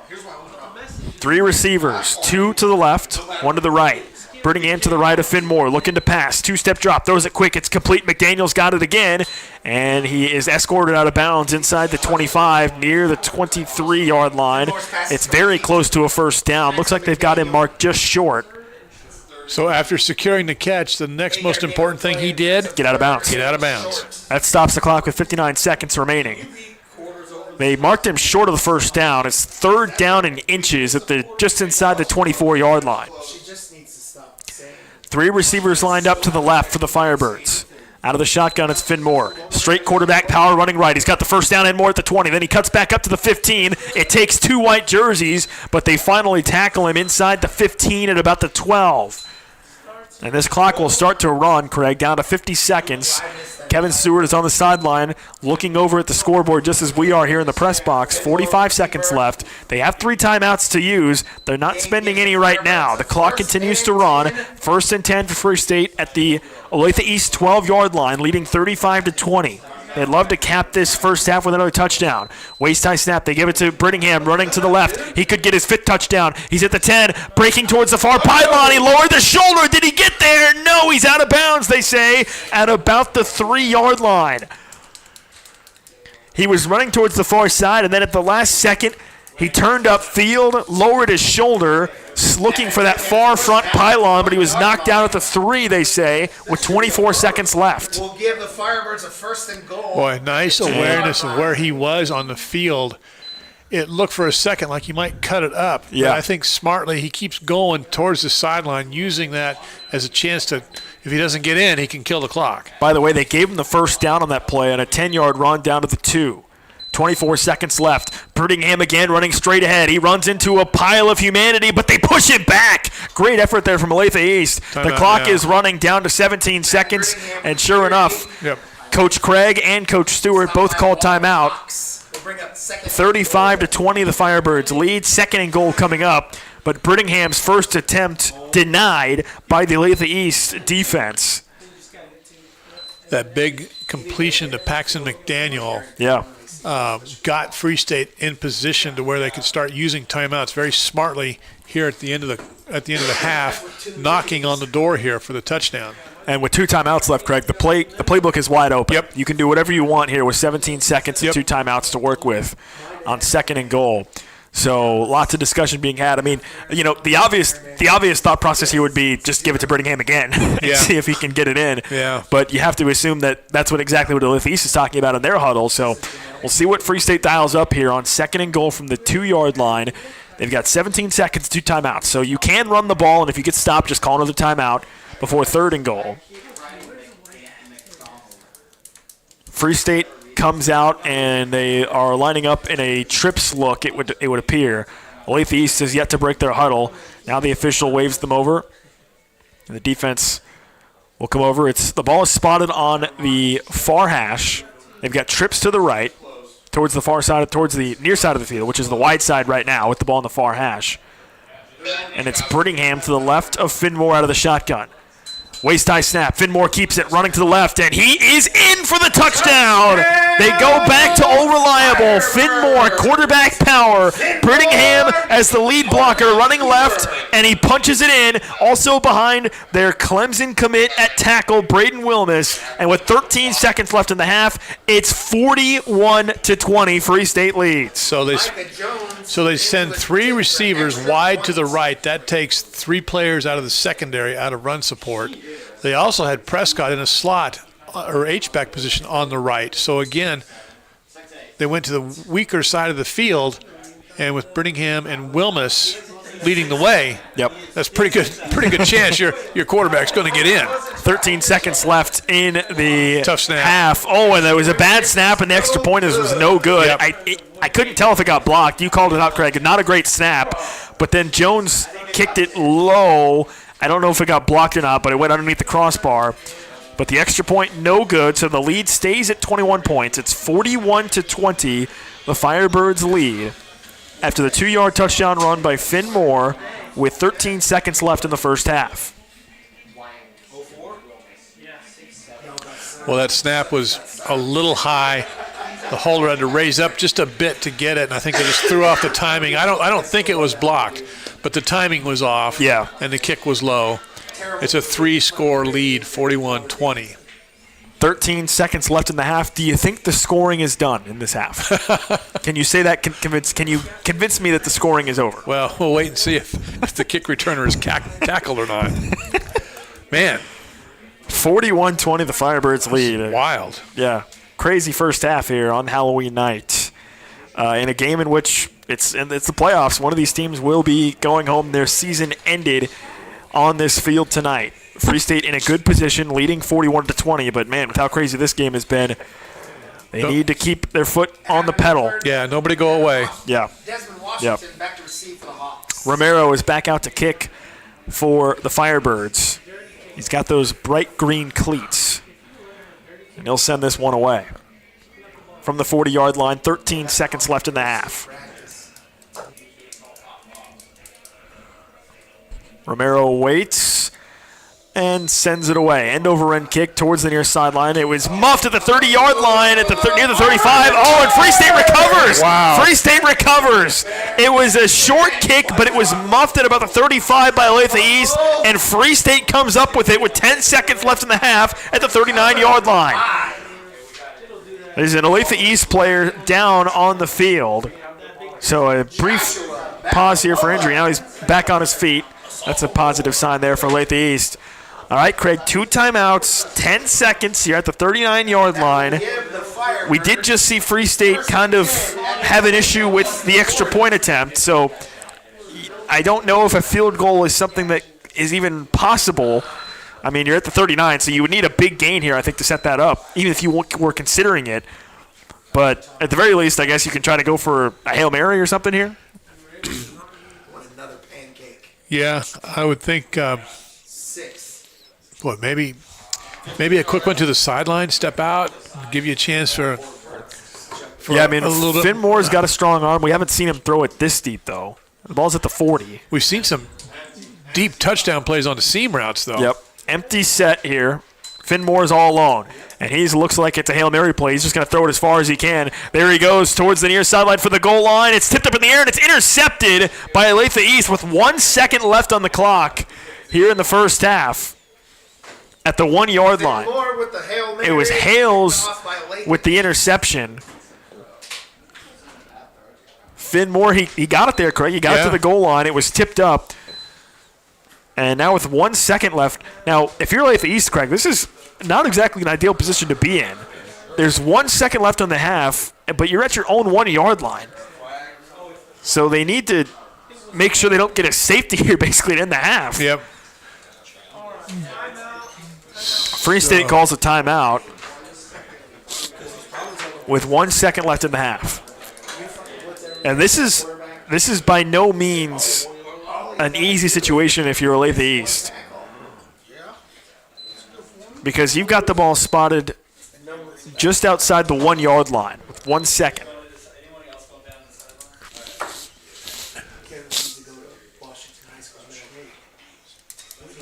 First and 10 for Olathe East at their own 1.5. Well, so do they go under center then for this last snap? I mean, I think you just quarterback sneak and just make sure, nothing else happens. Have you practiced going under center very much? I mean, it's kind of. Yeah, they got Burton under center. And he's got just enough space. He does take a knee. He even looked back to check to see where his knee was to make sure it wasn't in the end zone. Yeah. It was close. Yeah, nobody even surged forward. Nope, but there was enough space there for him to get the kneel down to end the half. 41-20, a halftime score. Free State leads over Olathe East. A roller coaster of a half, back and forth, big plays left and right. And we head to halftime, 41-20, Free State leads. You got any additional halftime thoughts, Craig? Again, it was a lot to take in. This is another night where it's just the performance was stunning. I mean, Free State jumps out to a big lead early, and Olathe East counters. They come back. Free State, they get their score. I mean, scoring 41 points in a game is good. Is a lot. Yes. But Firebirds have 41 this half. Yeah. My goodness. Yeah. Yeah, and they get out to a 21-0 lead, and then Olathe East starts to fight back a little bit, and then it sort of just was a wacky back and forth, big plays left and right, one-play touchdown drives for both teams. Brittingham with a long run, Milo Burton, the quarterback for Olathe East, a long run, and at the end of the half here, you're sitting at 41-20, and I'd love to say, Craig, that for Free State, hey, just batten down the hatches in the second half. You got a 3-possession lead, you're good, but with the way this first half played out, I don't think that's the way you'd want to go. You want to stay aggressive, I think, at this point. Well, for a number of reasons. One, Olathe East definitely looks like they're here to play, and they're going to be in it for the next 2 quarters. So you don't want to just try to run out the clock. But then also just for your mindset, playing to win and then playing for the next game too. So you want to keep that aggressive mindset going, within your team. So 21 zip to start, and the margin is still 21. Yeah. Well, as you said, this is a playoff game, right? So Olathe East is going to have every reason to fight until that clock hits 0-0, which means, you don't want to slow down, and you want to keep that mentality going forward in these playoffs. So that's something to consider as well. But 41-20, Free State leads at the half. By the way, if you're counting, that's a half a dozen pancakes, 6 pancakes you could be getting at IHOP in Lawrence. Thank you to our supporters there for IHOP, and you could support them and get 6 free pancakes at IHOP at 31st and Iowa in Lawrence. It's halftime here at Free State High School, 41-20, the Firebirds lead. The Free State Band has taken the field. They've all dressed up in the spirit of the occasion, Craig. It's Halloween night, and what I love most actually is the band directors. Is that the term, director? They're all dressed up in bright green M&Ms, so everybody in the band can see them, and also they're in the spirit. What's that? Drum major, I've been told, has been the correct term. Look, I wasn't in the band, so I apologize. I was in the orchestra. So, listen, I thought I was a genius, Craig. Get this. I've got to play an instrument, right? Okay. My mom tells me I got to play an instrument. And I'm sitting there thinking, there's only one instrument that I'm aware of that you can only play sitting down. The cello. The cello. So that's what I went with, yeah. So, I knew I would never have to get up, walk around. People with the violin got to stand up. People that play the violin are dumb because you got to stand up and, do the, and the same thing with the bass. You can only play the bass standing up. So I thought, in 5th grade, I thought I was so smart. I picked the cello because I was like, you know what? I know I'm going to have to be sitting down to play the whole time. Don't have to worry, easy stuff. So I never pictured you as a cellist. Really? Wouldn't have guessed that. Wow. Okay, well, there you go. Wouldn't have guessed that. You learned something new. Yep. But, you can play piano sitting down. I guess that's true. But the piano is it's a large, intimidating instrument. And a cello isn't. No, a cello, you got 4 strings. You just, move the bow across the strings. Yeah, easy. Okay. So, but yeah, I was a cellist. I was not in the band. Didn't play any band instruments. So I didn't. I apologize to band people that I didn't know that was the drum major. Drum major. Sorry. Yep. Well, it's just a good night for you to learn some things. There you go. I've learned a lot tonight, and 41-20 is the score on the field. Free State leads. By the way, I got the conversation started by saying, enjoying the costumes of the Free State Band. So shout out to them for getting into the spirit of the holiday. And I think we'll go ahead and take a break here on our halftime show. We'll come back, probably talk a little bit more about the first half, get you ready for the second half. I don't know. Did you have an interview lined up? I did not. No interview. I was unable to secure anybody. No interview tonight for Craig, so we'll take a break, and then we'll just come back and recap that first half because there's a lot to recap from the first half. And then we'll get you ready for the second half coming up in about 10 minutes or so right here on KLWN. So we'll take a break here on the halftime show. When we come back, more from the first half. And as we look ahead to the second half of this game, it's the playoffs here at Free State High School. You're listening to Free State Football on KLWN.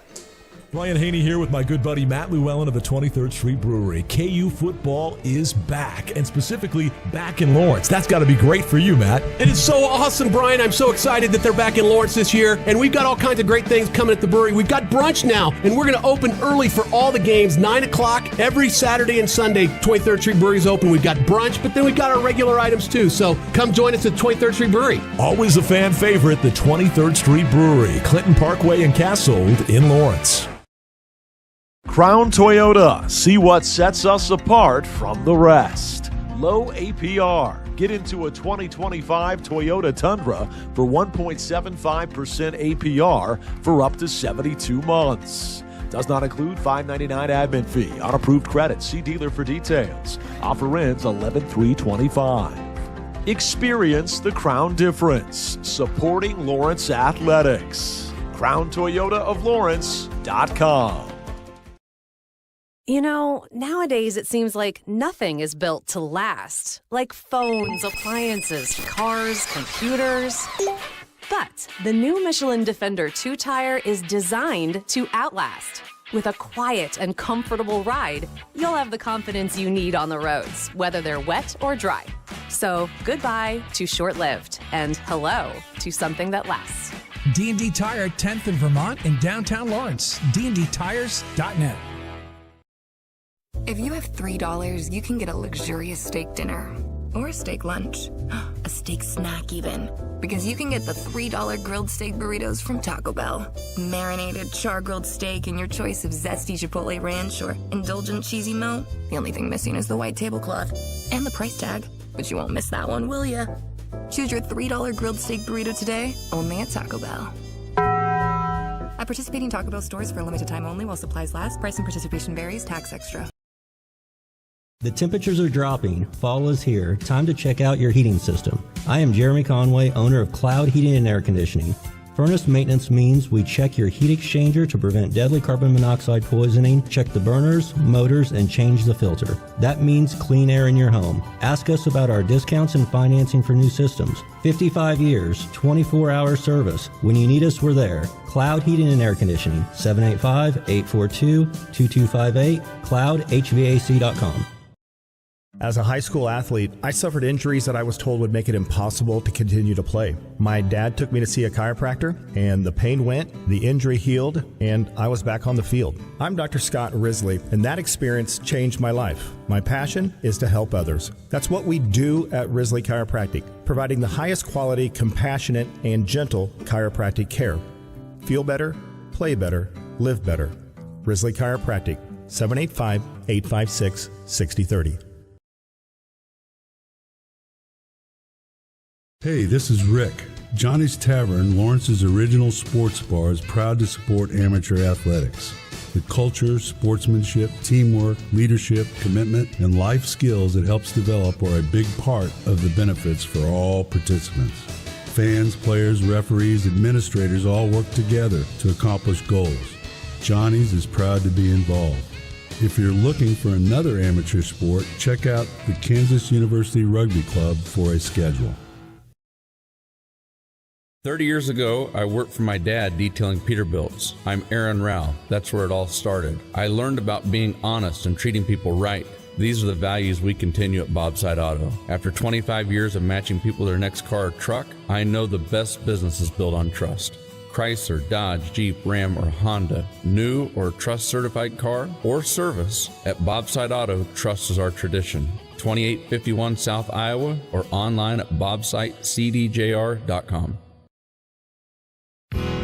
All right, I got a message for you. Radio is the way to go if you want to advertise. Targeting your customers, any shape or size. Radio is a perfect way to tell them who and where you are. They listen at work, they listen at home, and you got them in that car. You've got to go with radio when you want to advertise. Here we go, watch me now. Hard rock and soft rock and easy listening too. Up and down the dialer formats just for you.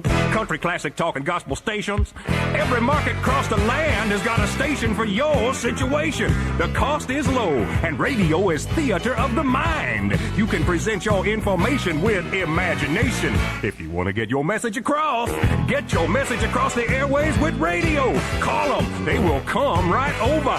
Remember, you got to go with radio when you want to advertise. There are lots of stations just your size. At Lawrence's Prairie Moon Waldorf School, discover the true value of education. Our unique approach nurtures the head, heart, and hands, fostering creativity, critical thinking, and practical skills. By understanding the developmental phases of childhood, we offer a comprehensive curriculum that includes music, dance, theater, and more. These experiences help students develop intellectually, emotionally, and physically, preparing them to confidently pursue their paths. Enroll at the Prairie Moon Waldorf School in Lawrence and invest in a holistic education for your child's future. Man, I loved playing high school sports growing up. And it's fun being a fan now, don't get me wrong, but sitting in the stands feels like I'm missing out on all the action, you know? I wanted to get back in the game, so I signed up to be a high school official. It takes me back to my playing days. I'm supporting students, and I get paid to make the big calls. Do you want to see the game up close? Sign up to become an official in Kansas at highschoolofficials.com.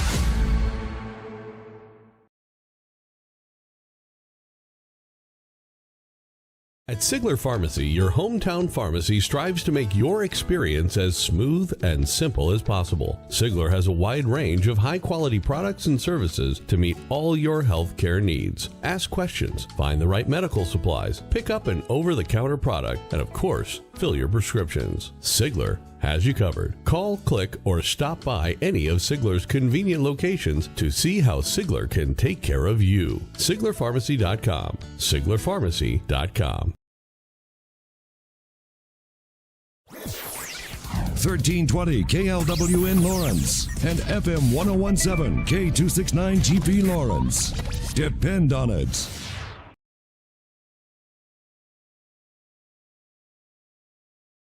"30 years ago, I worked for my dad detailing Peterbilts. I'm Aaron Rao. That's where it all started. I learned about being honest and treating people right. These are the values we continue at Bobside Auto. After 25 years of matching people to their next car or truck, I know the best business is built on trust. Chrysler, Dodge, Jeep, Ram, or Honda, new or trust certified car or service, at Bobside Auto, trust is our tradition. 2851 South Iowa or online at bobsitecdjr.com. Your home for the Jayhawks, Lions, and Firebirds is FM 1017 and 1320 KLWN. Depend on it. Welcome back to Free State High School. I'm Nick Springer here, along with Craig Hershiser, my broadcast partner. It's halftime right now between the Free State Firebirds and the Olathe East Hawks. This is round one of the 6A state playoffs. We're on the east side of the playoff bracket with Free State and Olathe East. The winner of this matchup, by the way, will face the winner of Shawnee Mission, they will face Shawnee Mission Northwest. I was almost about to say the winner of Shawnee Mission Northwest and Lawrence. That game took place last night. Shawnee Mission Northwest defeated Lawrence 50-40. So that will be the opponent for either of these teams. So they already know who they'll be facing, Shawnee Mission Northwest. One half separates one of these teams from advancing in the playoffs and the other from their season ending. Right now it's looking good for Free State. They lead 41-20 over Olathe East. That's right, the Firebirds up by 21. Free State putting up 41 points in that first half here on this Halloween night. And they are 2 quarters away from booking their ticket to the next round of the state playoffs. It was a weird first half, a wacky first half, full of bizarre plays and big plays for both teams. It was a dominant first quarter for Free State. The Firebirds jumped out to a 21-0 lead. They opened the game with a long drive that featured a 31-yard run from Finn Moore, and it was capped by a 19-yard touchdown run by Madden Brittingham. The name of the game for Olathe East early was penalties. They were backed up big time on their opening drive due to penalties, forced to punt it away. Free State got the ball back. Brittingham scored his second touchdown of the night. By the way, you'll notice that might be a theme, Brittingham scoring touchdowns. That made it 14-0. Then Free State got the ball back again after a fourth down stop. They went down the field, and they faced a 4th and 7 at the Olathe East 35 before Finn Moore hit Ethan Prescott for a 35-yard touchdown. That made it 21-0 before Olathe East finally started to wake up in the second quarter. The Hawks scored a touchdown on an 8-yard run from Milo Burton, their quarterback, to make it 21-7. Free State answered right back with another touchdown from Madden Brittingham, this time a 3-yard touchdown. And then Free State face-masked on the ensuing kickoff, giving Olathe East strong starting field position at the 42-yard line of the Firebirds. And it took them one play, and Milo Burton scored on a speed option run, a 42-yarder, to make it 28-13. The extra point was blocked, so Free State still maintained a 15-point lead. At that point, Free State got the ball back, and they scored immediately as well, with Madden Brittingham scoring right away on a 55-yard touchdown run, his 4th of the half, to make it 35-13. But Olathe East would not go away. They came back with a drive that got down near midfield, and then it was a pass from Milo Burton to Gavin Otto, who made the catch and made 3 or 4 different defenders miss before ultimately scoring on a 42-yard pass. That made it 35-20, and then with about 2 minutes left in the half, Free State got the ball back with that 15-point lead. And thanks to a nice pass to Paxton McDaniel, a freshman, got them down into scoring range, and then eventually with 10 seconds left in the half, it was Finn Moore who punched in a touchdown on the run. But that extra point for Free State missed because of a bad snap. So that's how we got to our 41-20 score. So 4 rushing touchdowns from Madden Brittingham in the first half. Finmore with a touchdown pass to Ethan Prescott and then a touchdown run for the Firebirds. For Olathe East, Milo Burton with 2 rushing touchdowns and also a passing touchdown to Gavin Otto, who made some nice plays in that first half as well for Olathe East. And I think it's worth mentioning that Olathe East is playing without arguably their best player, Benji Burton, who is brothers with the quarterback Milo. Benji suffered an upper arm injury and is not available for tonight's game for Olathe East. And he was a guy that was a big playmaker for Olathe East against Free State when these two teams met back in September. So this has already been a crazy game full of big plays without him on the field. Another guy who could be making big plays for Olathe East. But the Hawks still in this game, down 41-20, but Olathe East will start this second half with the football. And this opening drive of the half could set the tone for the rest of this football game. If Olathe East can go down and put some more pressure on Free State by finding a way to put this ball in the end zone and get this back to a 2-score game, feels like it might be game on at that point. But if the Free State defense can make a big stop early on this opening drive of the half, perhaps that can set the tone for the Firebirds to cruise to a victory and advance into the second round of the state playoffs. It was a bumpy end to the season for Free State after they started the year 5-1. A tough loss against Olathe North after a weather delay postponed the remainder of that game to a Saturday. They lose that one. And then in the city showdown against a winless Lawrence, Free State loses that one. They go from looking at potentially being a 1 seed in the state playoffs to being a 6 seed after losing consecutive games to end the year. But here they are, still at home, and with a chance to win here tonight against Olathe East. If they do so, they would advance to play Shawnee Mission Northwest, the 3 seed, who defeated Lawrence last night by a score of 50-40. The upper half of the quadrant that Free State is in features Gardner Edgerton, a team that Free State beat in the first game of the season. They won their opening round game, so they're already into the second round last night. They are awaiting the winner of Olathe North and Shawnee Mission South. And so that's kind of how the bracket's shaking out. Now, if you're Free State, by the way, you beat Gardner Edgerton to start the year.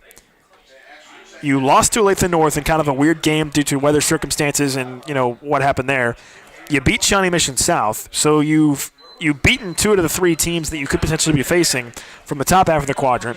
You're playing Olathe East right now, who you beat earlier in the year, and you're up 21 right now at halftime. Shawnee Mission Northwest is the question mark. You have not seen them yet this season, and they are awaiting in the second round. 41-20, Free State leads, and the second half is about to get underway. 12 minutes on the clock. The Firebirds will boot this ball away from left to right. Free State in some new uniforms, debuting some new uniforms tonight for the playoffs. All black uniforms, black jerseys with black pants, silver lettering on the jerseys, silver lettering and numbering, and white helmets. Olathe East in their standard road all whites, white jerseys with white pants and white helmets with the black and orange stripe or black and red stripes down the middle.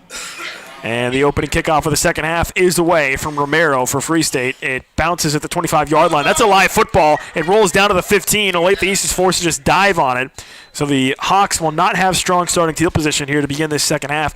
And that's something to keep an eye on because they were really strong in the return game for the most part in the first half. They had a couple nice returns brought back due to penalty, but overall they did a really good job. It was Jack Anderson who just fell on the football for Olathe East. So the Hawks, unfortunately, will start this drive back at their own 14-yard line. The ball in the near hash with Olathe East moving from right to left. Shotgun formation. They've got two receivers, 2 H-backs.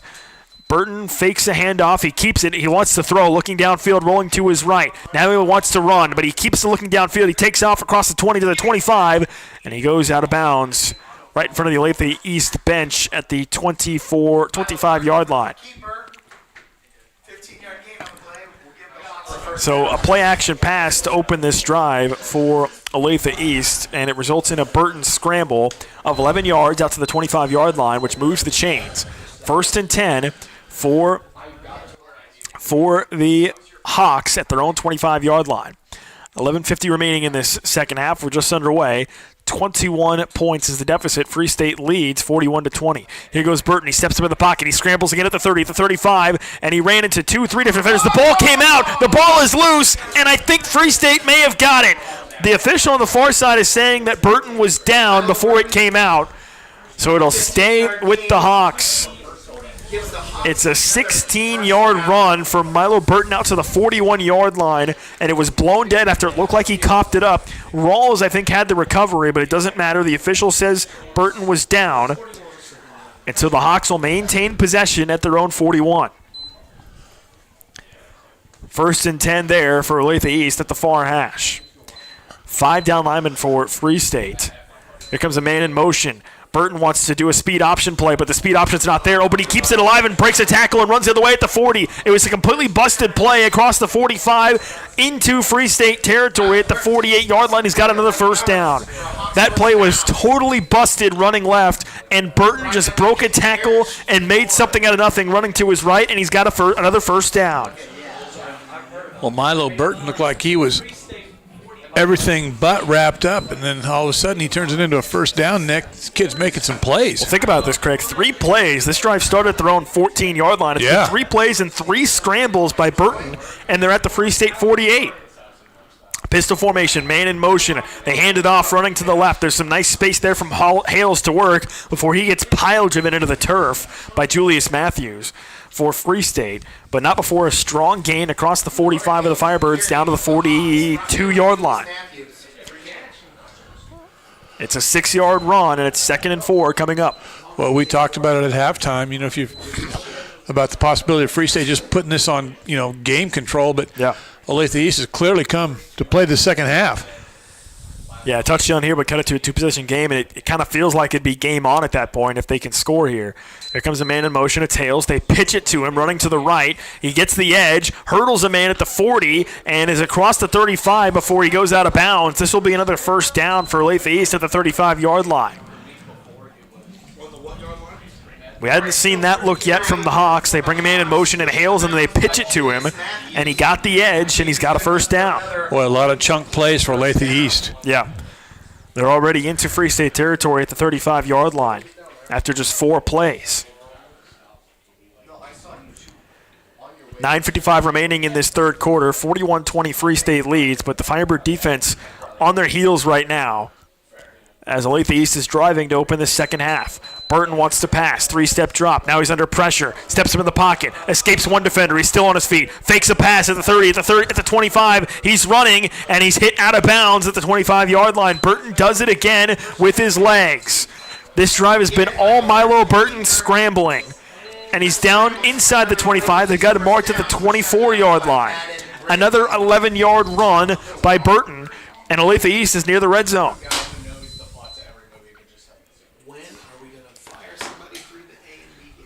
9.5 minutes remaining in this third quarter, and this has been a strong opening drive of the quarter for Olathe East, and boy, they needed it, down 41-20. Shotgun formation, they go back to that 3 H-back look to the right. 2 receivers. Burton hands it off on a counter play to Scott. He stays on his feet, and there he goes. He finds a burst, and he's into the end zone for a touchdown. A big-time run by Jaden Scott. They same look. They had 3 H-backs to the right, and then they run a counter left, and Scott found a seam and hit it for a touchdown. What a run and what an opening drive from Olathe East. Boy. So that's an 86-yard drive for a touchdown. 86-yard drive in, 6 plays? Yeah. And a big run there. 24-yard touchdown run by Jaden Scott. And it's 41-26, pending the extra point for Olathe East with 9:08 remaining in the third quarter. They had an extra point blocked in the first half. And this extra point is good. 41-27 is the score now, as the pace of this game has not slowed down after halftime. That was a big-time drive from Olathe East, full of chunk plays, and it was Jaden Scott who scores for the Hawks to make it 41-27. Yeah, East made a statement with that drive, and that statement was, we're still here to play. Yeah. Free State will need to respond, up by 13 with 9:08 remaining in this third quarter. And again, based off of the silliness that we saw in the first half, Craig, who knows what might happen in the second half. It's the playoffs. You've got young men out there playing for their lives, potentially playing for their last high school game, some of them for their careers if they're seniors. And so you know that everybody out there on both sides will leave it all on the field tonight. Well, Olathe East made their statement. Now Free State needs to make one as well. The worst way for this half to start for Free State is Olathe East takes the ball, marches down for a touchdown, which they just did, and now Free State, their drive fizzles, and they have to give the ball back. So the Firebirds need to make a statement here. Off the kickoff, it's a low end-over-end kick that's fielded at the 11-yard line by Elijah Beckham, running towards the near side at the 20, at the 25. Oh, he got hit hard. Wow. He gets clobbered at about the 24-yard line by the Olathe East kick coverage. And it looked like he kind of outran his blocking there. Yeah, he started to accelerate, and then you're right, Craig. He started to run to the right and didn't have any blockers as he cut it up. So 1st and 10 for Free State at their own 24-yard line. 9:01 remaining in this third quarter. The Firebirds lead 41-27. This is the 6A state playoffs. The winner will advance to face the 3 seed in this quadrant, Shawnee Mission Northwest. The loser, their season over. Shotgun set, 2 receivers towards the far side of the field. It's a waist-high snap, a veer play. They hand it off to Brittingham. Brittingham bounces to the outside. There he goes, Brittingham, across midfield, at the 45, at the 30. Nobody's going to catch him. It's his 5th rushing touchdown of the game. Oh, my and Free State answers on 1 play. 75 yards. 5 yards. Unbelievable. Count them, 5 touchdowns for Brittingham, and that one the biggest. 75 yards, and it's 47-27. It didn't look like it was going for a whole lot. Then all of a sudden he just accelerates, turns the corner, outruns everybody. How about that for a response, Craig? That's a response. Holy cow. Oh, my goodness. 76 yards officially for Brittingham on the touchdown run on 1 play. It's his 5th touchdown of the night.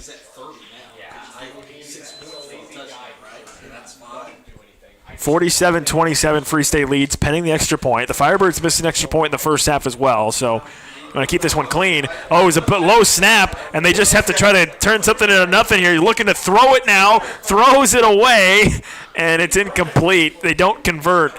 It was a low snap, and then it was picked up by Cooper May, who is one of the backup quarterbacks, and rolled to his right. Nothing was there. He had to throw it away, but it's another missed extra point for Free State. So it's 47-27. The lead is just 20. 1 play, 76 yards, 14 seconds. 76 yards, 14 seconds. Good enough. How about that for a response? Brittingham now has 5 rushing touchdowns tonight. 19 yards, 5 yards, 3 yards, 55 yards, and 76 yards for Brittingham.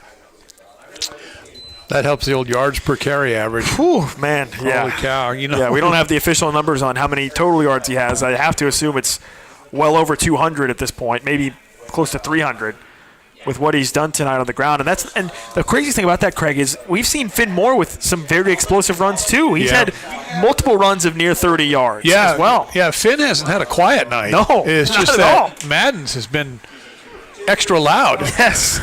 Yeah, absolutely. 237 yards is what I'm being told by our statisticians here in the press box. It's a good night. And we still have 8:47 left in the third quarter. 237 yards, 5 touchdowns. We still got 8:37 left in the third quarter, Craig. You're saying he could get more? I'm saying he could get more. I know that's bold of me to say, but I think he might get more. Meanwhile, off the kickoff, it's a short kick from Romero, fielded by Olathe East. This time they field it cleanly, and they return it to the 38-yard line. That is where the Hawks will take over. And sure enough, Greg, the silliness has not stopped. No. If anything, we've gotten more silly here in the third quarter. It's just been amped up a couple of degrees. 8:41 remaining in this third quarter. 47-27 Free State leads. empty set for Olathe East on this first play at their own 38-yard line. They got that same look with those kind of 3 H-backs off the line of scrimmage. They want to throw another quick slant route. This time it's incomplete. Goodman had it knocked away. Rawls was in coverage. Yeah, nice coverage there by Rawls. Yeah. Making contact just as the ball got there. Yeah, I think Grayson Rawls is thinking, okay, you can only run that quick slant so many times before I'm going to break it up. That was probably about the, 3rd or 4th time we've seen Olathe East try to run that play. They run it well. Yeah. It's just turning the route right in front of the cornerback, so. And but again, we're pretty soft in coverage there. Yeah, but the secondary has to be careful, Craig, because they could be setting up for something deeper later in the game. 2nd and 10. Burton will just keep it on a quarterback power, trying to bounce to the outside, but he's got nowhere to go. He's swarmed and tackled. Maybe got back to the line of scrimmage. That time, the Free State defense did an excellent job of stringing it out. Ethan Prescott was there, Craig. He was the one that really disrupted it. And then he got some support from his teammates, and they tackle Burton for no gain. Well, good job setting the edge, and also a good job with pursuit angles there, and getting 2 or 3 after Prescott ties him up, getting 2 or 3 guys to the ball. On 3rd and 10, Braden Wilmus just came onto the field. He's lined up at defensive end on the right side. 3rd and 10. It's a pass play. It's Burton looking downfield. He chucks one deep into the night sky. He's got a man open. It's caught at the 32-yard line. A big-time pass play for Olathe East when they needed it most. On 3rd and 10, Desmond Washington comes back to the ball on a pass from Milo Burton. 32-yard line is where they spot this football. That is a 30-yard completion, Craig. Well, you are not going to get bored watching this game. Here's the full house formation, diamond look with 3 running backs in the backfield. Burton wants to throw again, rolls to his right, fires it. He's got a man wide open, and it's caught as he falls down at the 18-yard line. Burton almost didn't see him, Greg. Yeah. That was Otto who was practically doing jumping jacks trying to get his quarterback's attention. Otto was open the second he made his break to the sideline. I mean, there was not a Free State jersey anywhere near him. Yep, and Otto just desperately got the attention of his quarterback. Burton found him eventually. And Otto went down to the ground to make the catch at the 19-yard line. 13-yard completion. 7 minutes remaining in this third quarter. And Olathe East is back in the red zone. Here comes a man in motion. They hand it to him on a stretch play. And there's Braden Wilmus who makes the tackle for Free State, playing both ways as a senior. He's a Clemson commit. He's going to be playing big-time college football at the next level. But tonight, Free State's got him out there at defensive end, making tackles. No gain on the play. Well, Dabo Swinney has something to smile about. In a season where he hasn't had much to smile about. I was hoping you'd pick up on that. I'm not as dumb as I look, Craig. I did not say that. 3 receivers this time for Olathe East. 2 to the left. Straight pass play. Burton looking all the way. Now he comes back to his left. He's under pressure. He escapes Keo forward, and then he just tucks and protects himself as 2 Firebirds hit him at the 16-yard line. Boy, how can you not be impressed with Burton's just feel for the pocket? I have been. There's been several plays where it looks like Free State's got him, and then at the last second he just feels the pressure and steps up, makes a play. I've been impressed with him all night. He's made good decisions. He's made athletic plays. He's done so many things to keep his team within a striking distance. Yeah. 5:45 remaining, and they need him now more than ever as well. Still down by 20, 47-27 Free State leads. Here's a speed option play. Burton pitches it out. Oh, but the running back wasn't ready for it. It's a loose football. It goes out of bounds at about the 18-yard line. Boy, the running back was not ready for the pitch. He was surprised by that. It was Leon Smith who was the pitch option for Burton. And there wasn't much for Burton to look at. I'm kind of surprised that Smith wasn't more ready for it. Yeah. And fortunately for Olathe East, it goes out of bounds at the 18. It's still a big loss. And, Craig, now it's 4th down. Free State it should be 3rd down, I think, actually. Free State had the quarterback covered. He really didn't have, on an option play, he didn't have an option. Yeah. And you're right, the running back, I think, I agree with you, should have been ready for that pitch, anticipating it. The officials are showing 4th down on the far sideline. I think it should be 3rd down. They're showing 4th down on the sideline. Here's the play. Burton rolling to his right. A flag flies, and they're to stop the play. It's a false start.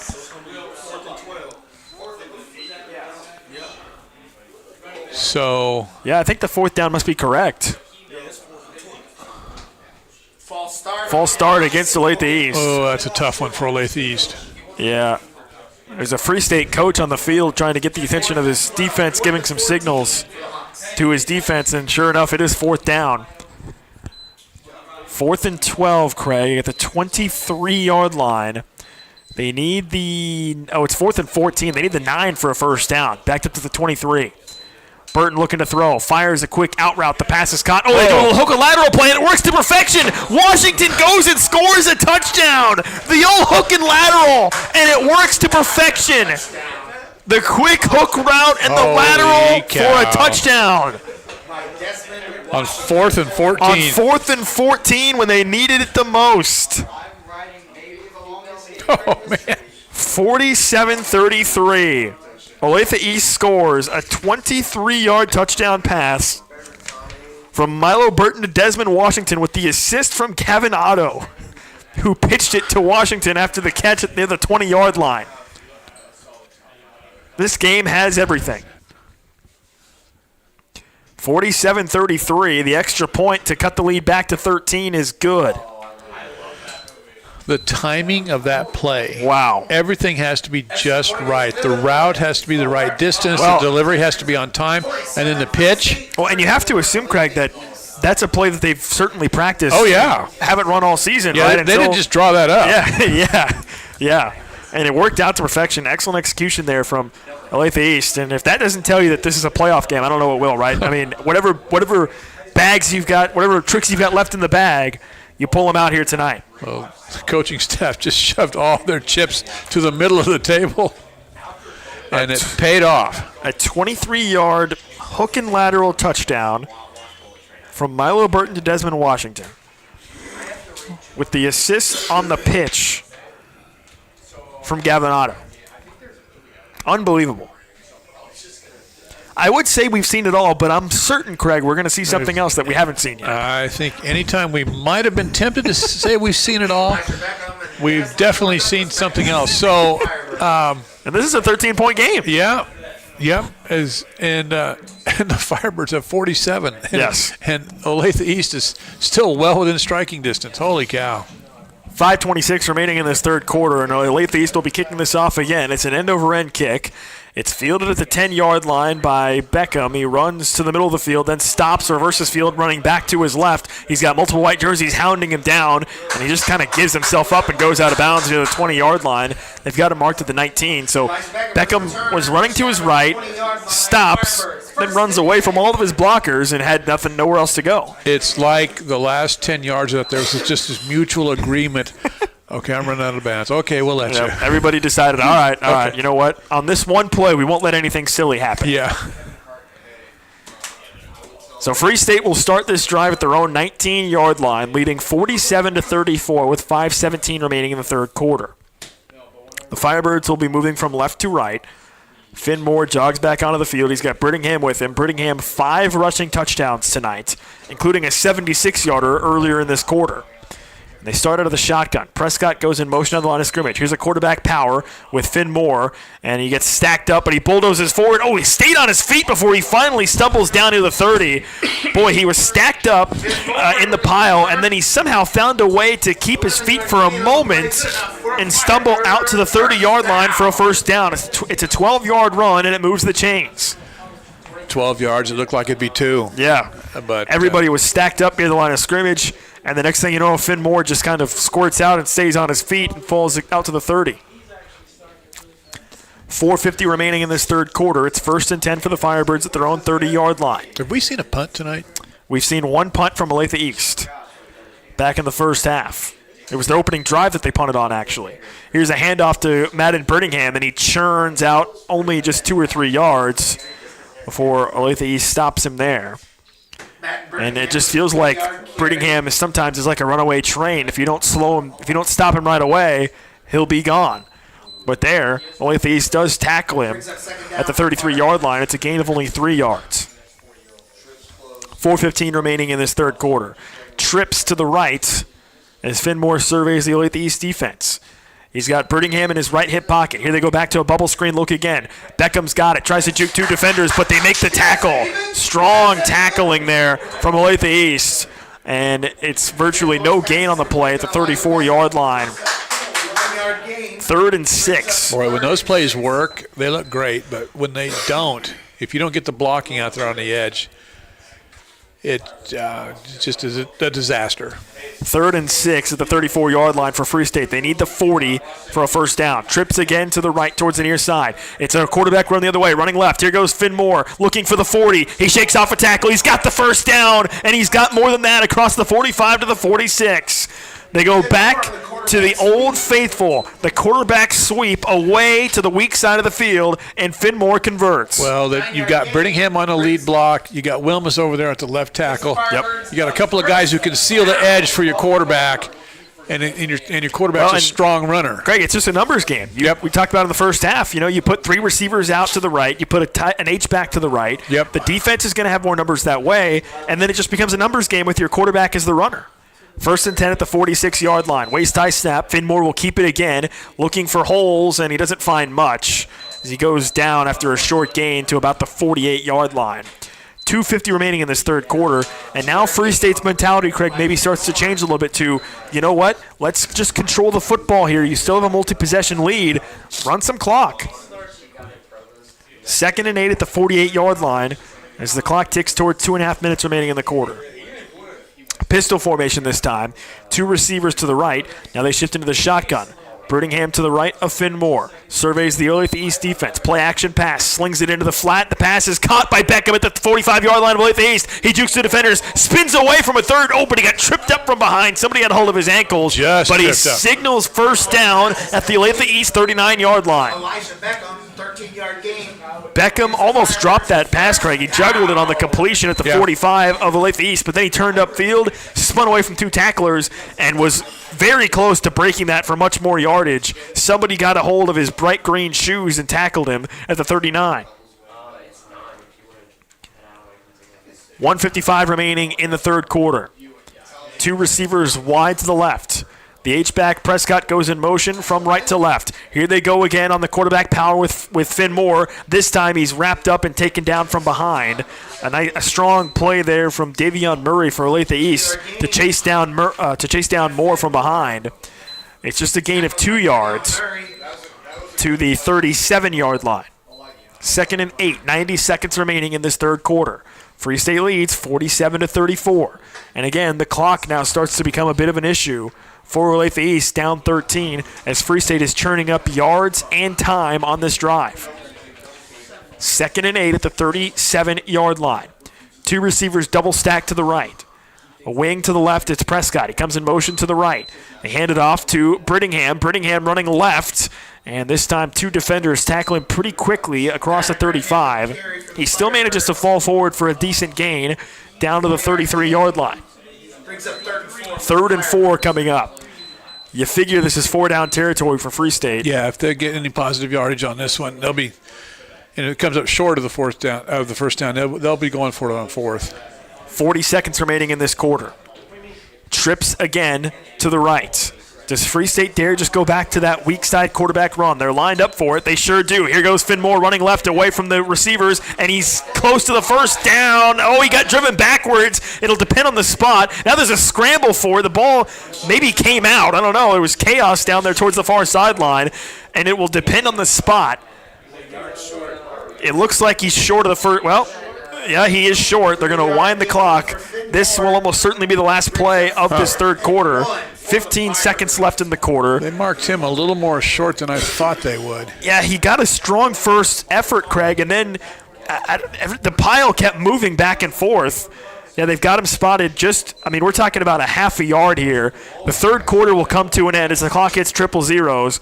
47-34, Free State leads as we head to the final stanza. The Firebirds up by 13 with the ball, but an interesting decision coming up on 4th and 1 to start the fourth quarter. That and more is coming up next. You're listening to Free State Football on KLWN. School sports are played by humans, coached by humans, and officiated by humans. So the next time you're sitting in the stands at a school athletic event, please remember this and maintain your humanity, especially when it comes to judging and critiquing athletes, coaches, and officials. Please show your fellow humans some respect. they'll appreciate your empathy. This message presented by the KSHSAA and the Kansas Interscholastic Athletic Administrators Association. If you have $3, you can get a luxurious steak dinner or a steak lunch, a steak snack even, because you can get the $3 grilled steak burritos from Taco Bell. Marinated char-grilled steak and your choice of zesty Chipotle ranch or indulgent cheesy melt. The only thing missing is the white tablecloth and the price tag, but you won't miss that one, will ya? Choose your $3 grilled steak burrito today, only at Taco Bell. At participating Taco Bell stores for a limited time only while supplies last. Price and participation varies. Tax extra. KLWN Lawrence, K269GV Lawrence. Your home for the Jayhawks, Lions, and Firebirds is FM 1017 and 1320. KLWN. Depend on it. Welcome back to Free State High School here on KLWN. I'm Nick Springer alongside my broadcast partner Craig Hershiser. It's the 6A state playoffs, and it's the fourth quarter. One team's season will end after the next 12 minutes, and the other will advance to the second round. On 4th and 1 to start the quarter, it's Finn Moore on a quarterback keeper, and he's got the first down. He needed just inside the 30, and he's got it. That will move the chains. And Free State on 4th and 1 picks up the first down. That was a good push by the left side of that line. They had Olathe East back on their heels. So on 4th and 1 to start this fourth quarter, Free State moves the chains. And now if you're Olathe East, Craig, you've got to dig in deep and find a way to get off this football field without giving up any more points. Yep. It's a 13-point deficit right now, which feels doable if you're Olathe East. But, man, if Free State punches one more touchdown in here, this game might be out of reach. And the Firebirds, by the way, are now in full mode of take all the time off the clock you need. Here goes Brittingham on a jet sweep running right, and he deftly maneuvers his way through the defense before he's tripped up across the 20 inside near the 15. We'll see where they spot him. I think they've got him spotted right at the 15. They sure do. It's about a 13-yard run from Madden Brittingham down to the 15-yard line. And it's 1st and 10 there for the Firebirds as we tick under 11 minutes remaining in this game. So for the Hawks, you got the clock now working against you, you got the score working against you, and you've got Free State poised to potentially put this game on ice with one more touchdown. Out of the shotgun, 2 receivers double stacked to the left, wide. They hand it off running straight ahead with Brittingham, and this time he meets the defense. Olathe East stacks him up, but he still manages to push the pile forward. Man, again, the power of Brittingham on display there. He was hit in a mass of bodies and still found a way to get 5 yards on that run to the 10-yard line. That's a heck of a run from Brittingham. Amid all the flashiness of the 76-yard run, the 55-yard run, 5 touchdowns, that was one of his better runs of the night, Greg. You know, I was just thinking the very same thing, but let's give the offensive line a little credit, too, because they were in that pile as well, and they continued, holding their blocks. 2nd and 5 for Free State at the 10-yard line. They can sense an opportunity to KO the Hawks. Waist-high snap for Finn Moore. He hands it off to Brittingham again, and why not? This time he gets twisted up and tackled short of the first down marker at about the 7-yard line. It'll be 3rd down and a short 2 with 9:45 remaining in the game. And would you dare just feed the beast again here on 3rd and short? Why not? 9:35. They've got that same trips look, though, Craig. This could be Finn Moore again on the quarterback run. We've seen this look several times. Free State is content to let this clock run down. They've got 12 seconds on the play clock. They want to run this all the way down, take as much time as they can. Now Brittingham to the right of Finn Moore. They've got it set. Instead, Finn Moore hands it off to Brittingham, running left. He's got an open lane. He accelerates, and he's into the end zone for his 6th touchdown of the night. And that is a school record 6th rushing touchdown for Madden Brittingham.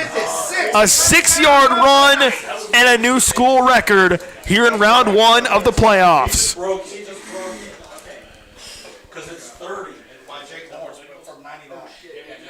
It almost seemed as if they were intentionally working to get that for him because they ran, 4 plays in a row with him? Yep. Kept getting it to him. Yeah, I mean, I'm not saying they did, but it kind of looked that way. It's his 6th rushing touchdown. It's a school record for Madden Brittingham. He's well over 300 yards, probably close to 400 yards rushing at this point for the game. And he's got 6 touchdowns. with 9:12 remaining. The extra point was good, and it's 54-34. If folks around the state didn't know who Madden Brittingham was before tonight, they better know who he is now. This might sound a little silly, but Free State needed that touchdown is what I'm getting to here, because if they don't get it and East takes over with any kind of decent field position, then they've got a real chance to get this game tied up, to get 2 scores. But now, with that last touchdown and the extra point, they're up 20 and with 9 minutes left. And by the way, that was the classic Free State drive we'd been looking for from earlier in the game, where you also churned up a ton of clock as well. I mean, we're already down to 9:12 left in this game. So you churned up a ton of clock. You got the touchdown. The lead is back to 3 scores. And despite all of the weird wackiness of this game that's happened, this feels like now you can maybe take a breath with a 3-possession lead and 9 minutes remaining. Romero will kick this ball off for Free State from right to left.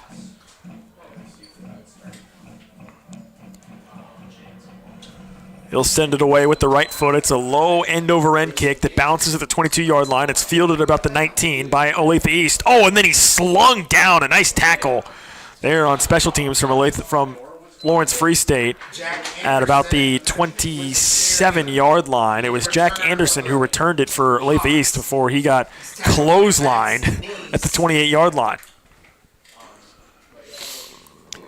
9:07 remaining in this game. We've seen Olathe East pull out all the stops, Craig, so anything is still on the table here. They scored a touchdown on their last drive on a hook and ladder on 4th down. So you know that they still potentially have some tricks up their sleeve here. Down 20 with 9:07 remaining in the game. They start with that same look they've given with 3 H-backs to the left this time of Burton. Looking to pass. He fakes it on a slot. Oh, he was looking deep, but the pressure got to him, and it's incomplete. Craig, that's the play they've been setting up. It was a little slot-and-go play, but the pressure from Free State's defensive line disrupted it. And Burton was forced to just throw it away. And pressure came right up the middle and didn't allow Burton a chance to get set and step into his throw.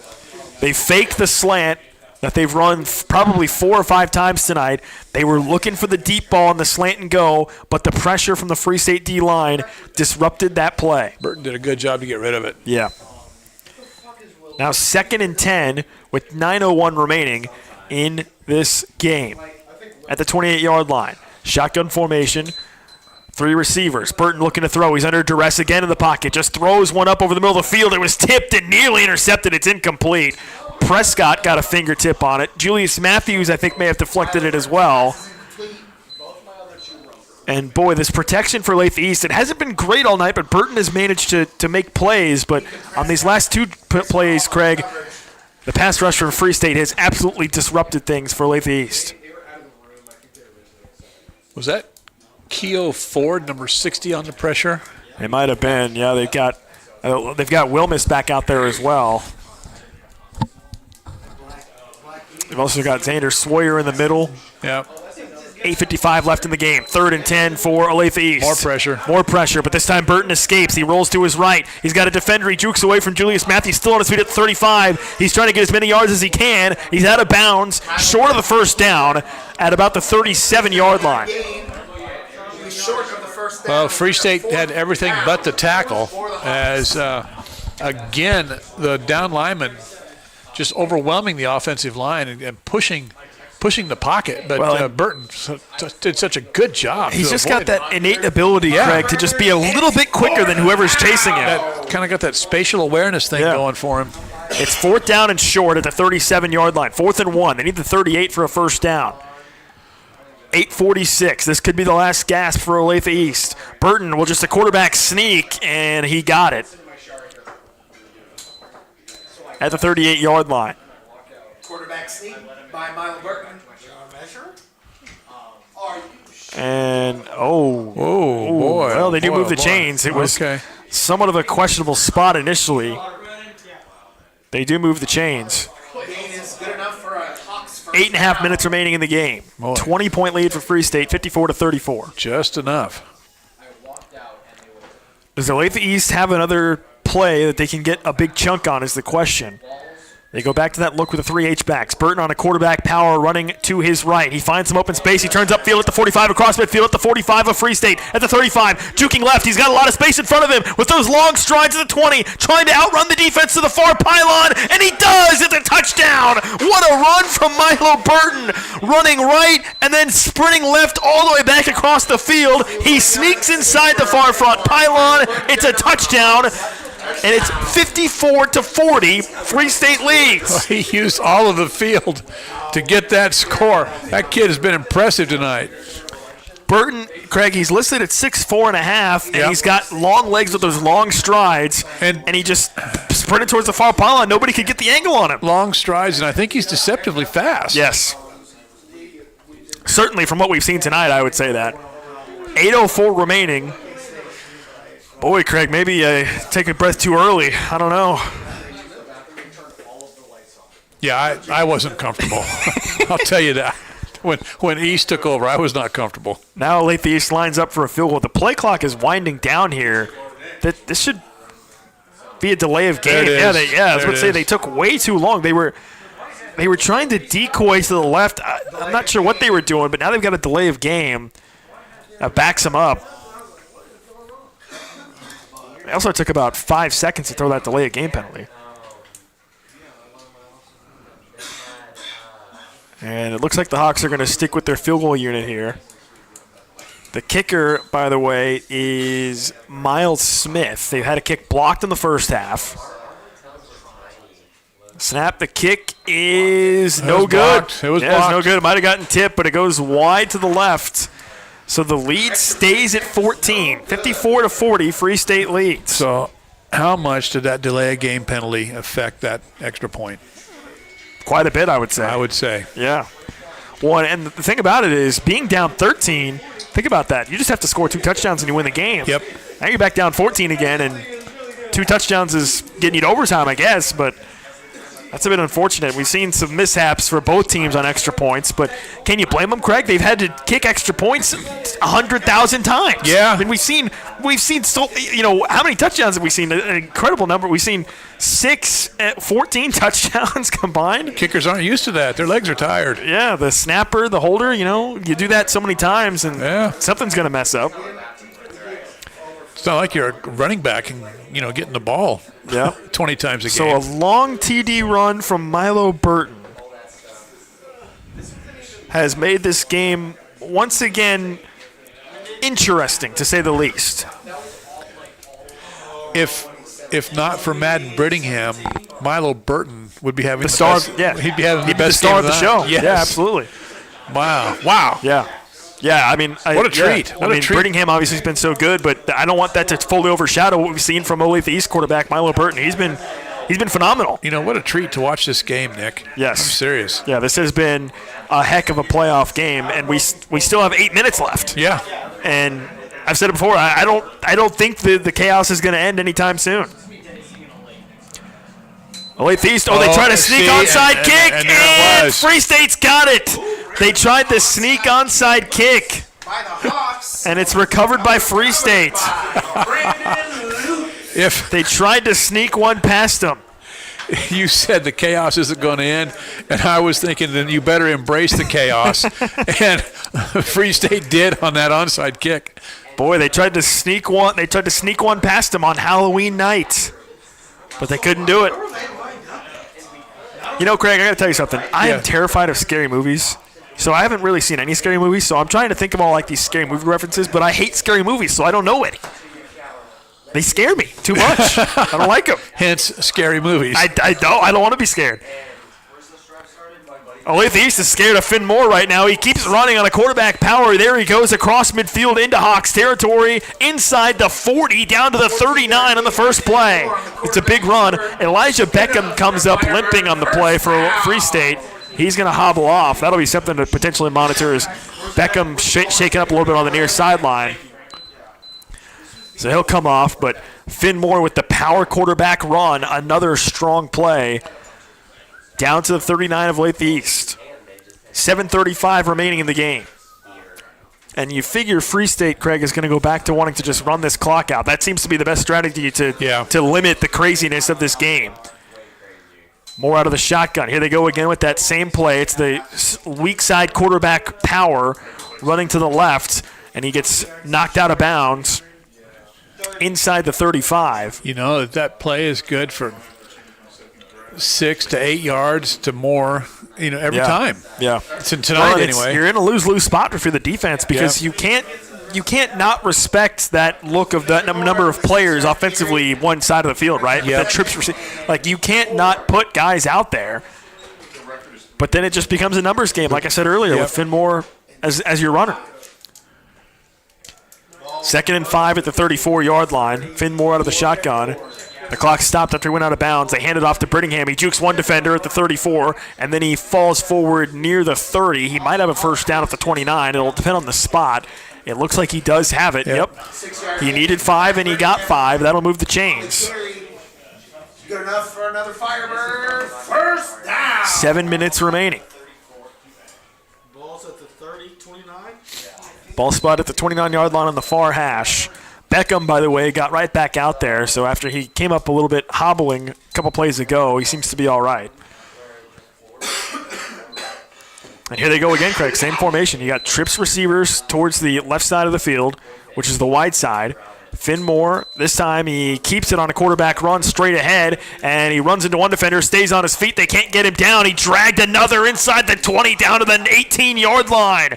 Finn Moore is still running hard at this stage of the game, Craig. Well, they ran a little read option there, and Moore put it out for Brittingham, but then reading the play, he pulled it back and tucked it up and then took it for the run. So good decision by Finn Moore. And they run that play a lot this season. So it's it's one of their bread and butter plays.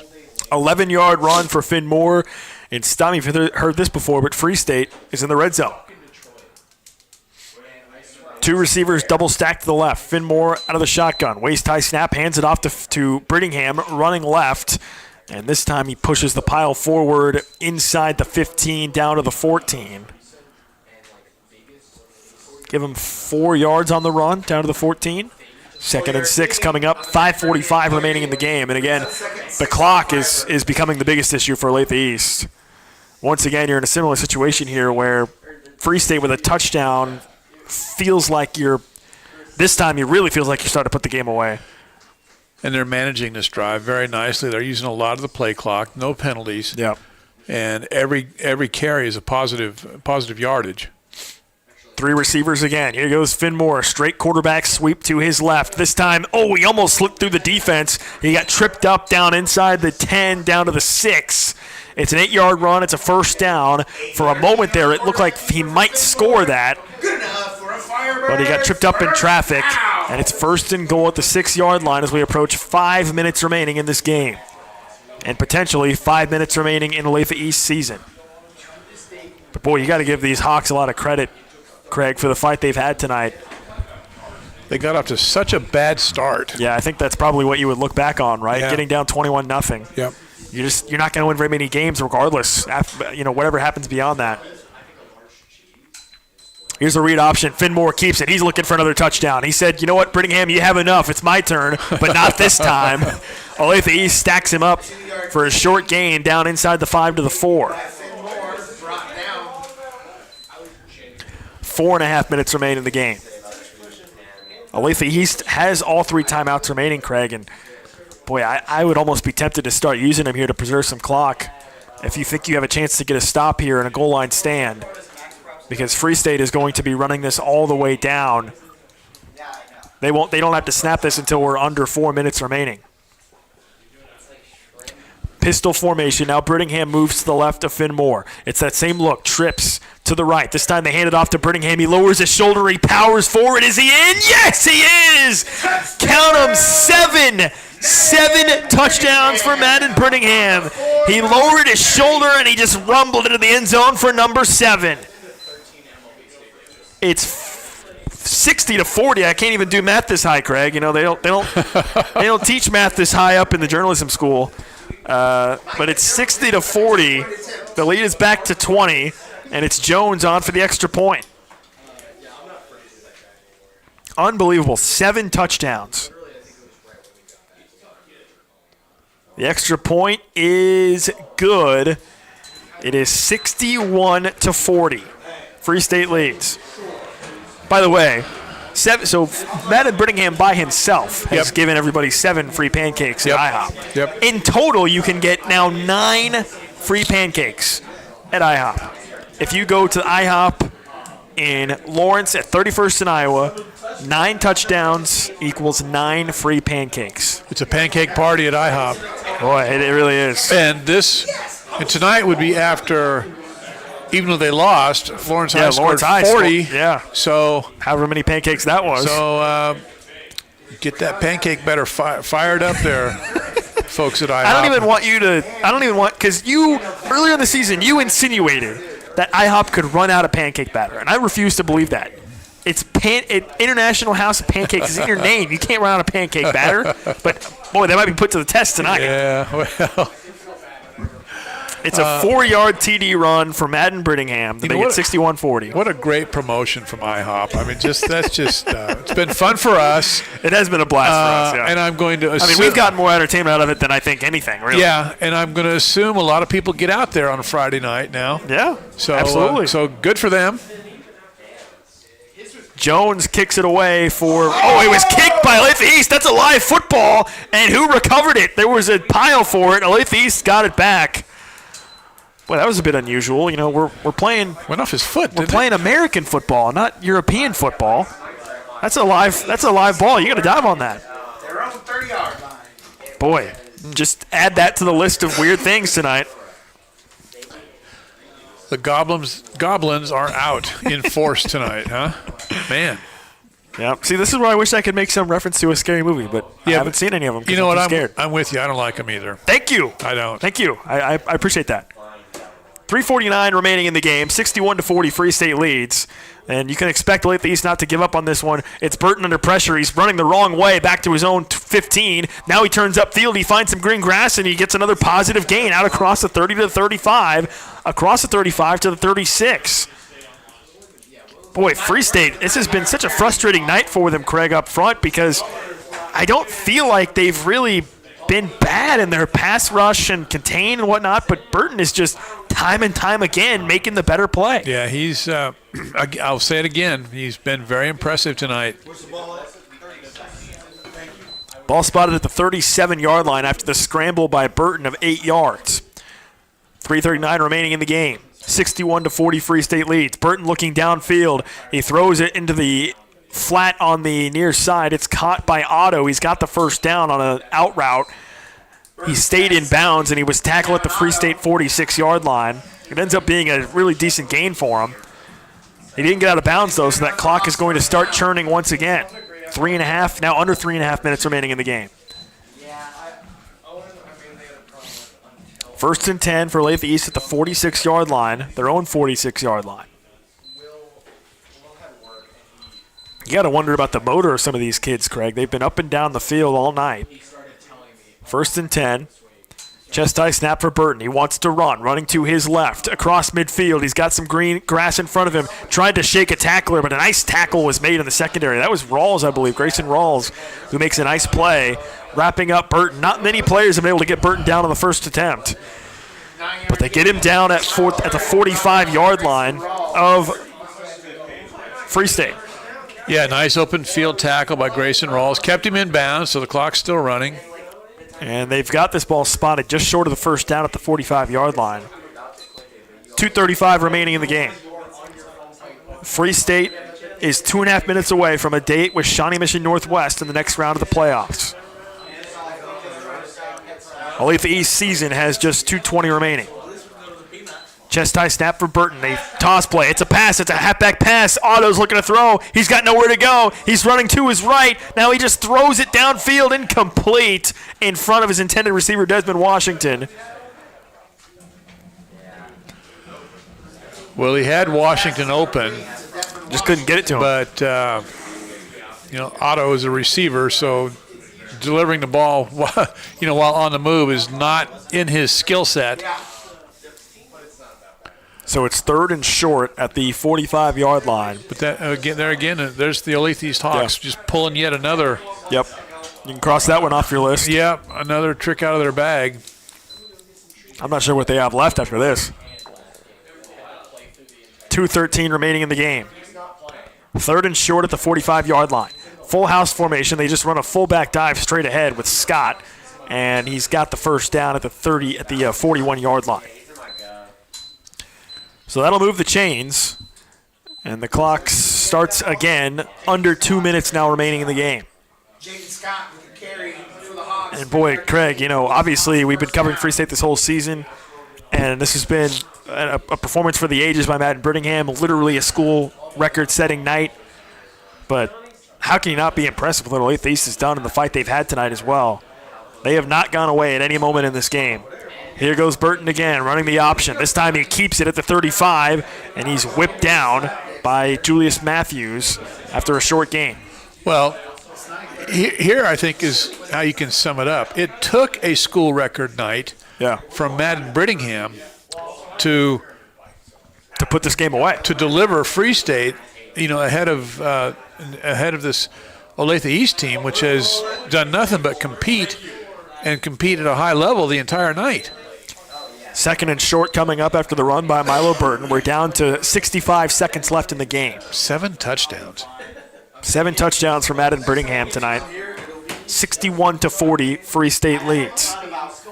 2 H-backs. Here they go again with a speed option running to the left. Burton's got it again. He's at the 30. He's got the first down. Stiff arms the defender. He'll go out of bounds at about the Free State 21-yard line.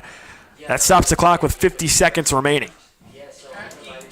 Milo works with Gary, gives the Hawks a first down, push that about. Craig, this game's been so crazy. Why not give us a 5th quarter?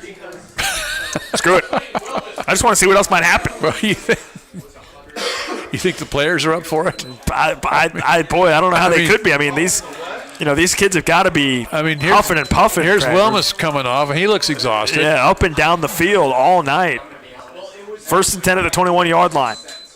Burton, they've kind of fumbled the exchange. Burton keeps it. He's rolling to his right. He's looking downfield at the 20-yard line. He's trying to stay behind the line of scrimmage. Then Prescott gets a hold of him, and then they go out of bounds at about the 20-yard line. And then Burton and Prescott exchanging pleasantries on the near sideline after that play. Yeah, I think that was hey, good job. Well, thank you so much. Yeah. I think that was an excellent translation, Craig. Yeah. I didn't know you could read lips from this far away. Well, body language, Yeah, okay. 39 seconds left in the game. It is 2nd down and 9 at the 20-yard line. 61-40, Free State leads. Yep. Ball spotted on the near hash. They come out with the double H-back set, pistol formation, 2 receivers.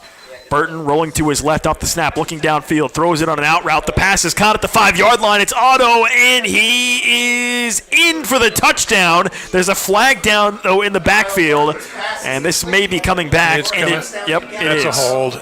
That's a hold. It's coming back. Holding against Olathe East will erase the touchdown with 33 seconds left. 10-yard penalty will bring up 2nd and 19. So this will back up the Hawks. See where they've got this ball spotted. Back to the 30-yard line. 2nd and 20 at the 30. Or 2nd and 18 at the 30 is what it will be. With 33 seconds left. Free State on the verge of advancing to face Shawnee Mission Northwest in the next round of the 6A state playoffs. Here goes Burton again, rolling to his left. Keo Ford trying to get to him. He runs away, though. Lofts one up for the end zone, and it's caught for a touchdown. What a catch in the back corner. Desmond Washington holds it in for the touchdown. Desmond Washington. Burton rolling to his left. Yes. I don't know if you could throw the ball any better than that. That's an impressive throw. A 30-yard pass. And then Washington goes up, takes it out of the air, comes down, touchdown, Olathe East. 25 seconds left in the game. And they're saying we're not done yet. Well, they've already tried one onside kick tonight. They'll be trying that again. The extra point is good. 61-47. Free State leads. A 30-yard TD pass from Burton to Washington.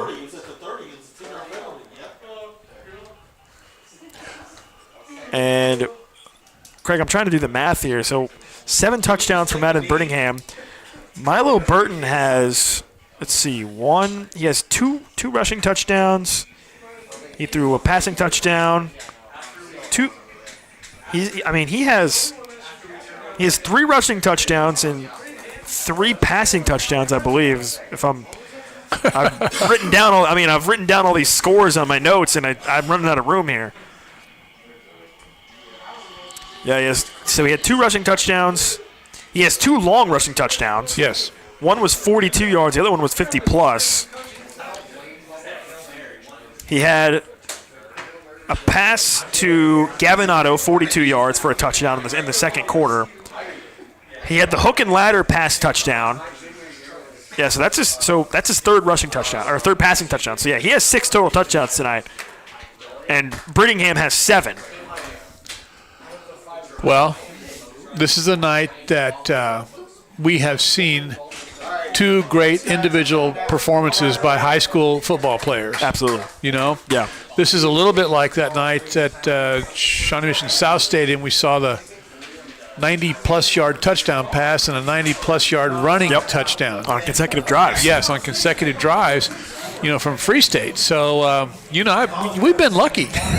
Seriously. We've seen some unique things. Yeah. Here's the onside kick attempt from Olathe East, and Free State recovers right at midfield.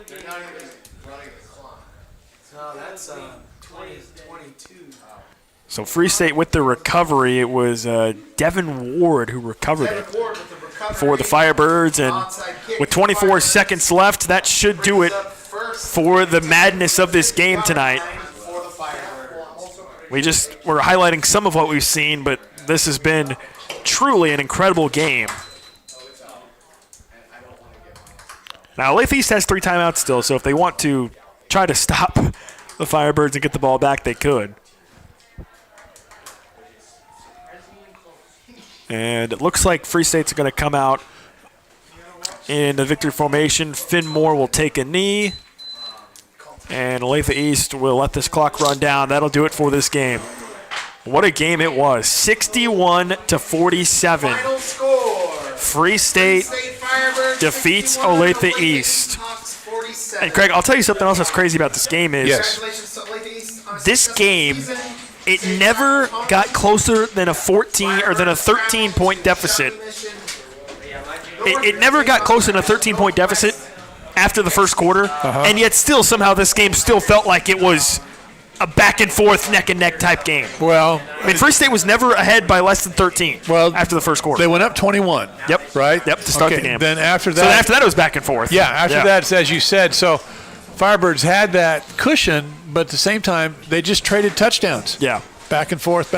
And so what a night. Yeah, I think there's no question that the difference really ended up in the game being just that really, really slow start from Olathe East, right? They had some penalties on their opening drive. That was the only punt of the night, was the opening drive for Olathe East. And that truly ended up being the difference. Well, they had a penalty on the kick return.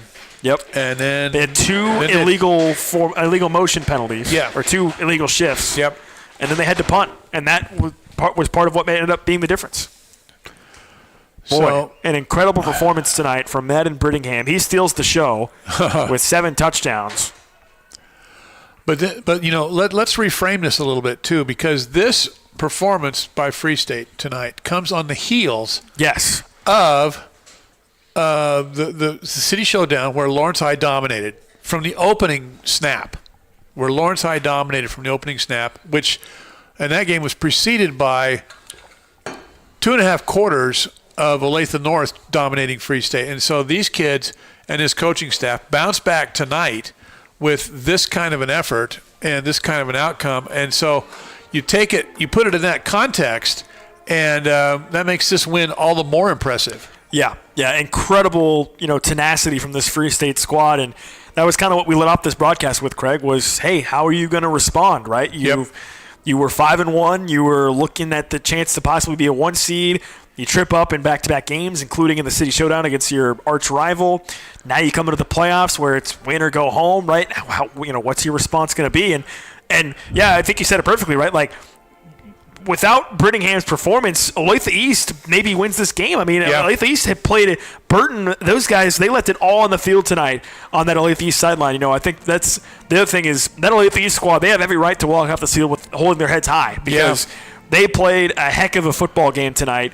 And Free State was able to respond and play the way that they played. And obviously, when you have a star like Brittingham having the night that he had, that helps too. But, yeah, just an incredible game for Free State and everything that they probably needed. Now, on the flip side, Craig, I'm sure you look at the defense and you say, okay, there's a lot to work on, right? You give up 47 points. Right. You despite, we talked about Milo Burton making all these great plays, out of the pocket and escaping pressure and whatnot, but on the flip side, from the defense perspective, look at that and say, okay, well, clearly there needs to be improvement in that area. You give up a couple deep touchdown passes. You let Burton make a couple long touchdown runs on you. And yes, in some situations, that's just a great player on the other team making a great play. But the defense, you'd have to look at and say, okay, if we expect to advance further beyond, Shawnee Mission Northwest, if we expect to win that game and go make a deeper run into these playoffs, the defense is going to have to tighten up. Yeah, I would agree. And that is something that, they'll have to address. I would grant a little bit of a margin here for the defense in this regard. Olathe East got their hands on the ball a lot. Yeah. Because Free State scored. Yeah, I mean, with huge plays. It did turn into a game where both defenses were just on the field so much tonight. Yeah. Because of the fact that you had so many back and forth. You had a couple one-play touchdown drives from both teams, so your defense is getting back on the field. Yeah, so that was definitely, I think, part of it as well. But, yeah, heck of a night. And I mentioned earlier in the broadcast, but, man, if across the state, Madden Brittingham is a name that you need to familiarize yourself with because – he is a heck of a player, and he's just a junior. And you have to wonder now if he doesn't insert himself into the conversation as one of the top prospects in the state, too, for that class of 2027, for what he's done this season and going forward and what the kind of potential that he has as a player. Well, Free State has a great running attack. They got an outstanding 1-2 between Finmore and Madden Brittingham, and if one doesn't get you, the other one's going to. And so they pose a real significant challenge to any defense, really. And so, and by the way, Finmore is also a junior, right? So you're talking about your 1-2 punch that are both juniors that are going to be coming back probably next season. Now the question will be, obviously, you'll have to replace quite a bit on the offensive line when you lose a player like Braden Wilmus, but. Yeah, this is a Free State team that is set up. We'll see what they do the rest of these playoffs. You're going to have a tough opponent next week in Shawnee Mission Northwest, but beyond that, you feel like you're set up maybe to have another strong season in 2026. Well, but you don't want to be thinking about that right now. You want to be thinking about winning your next game.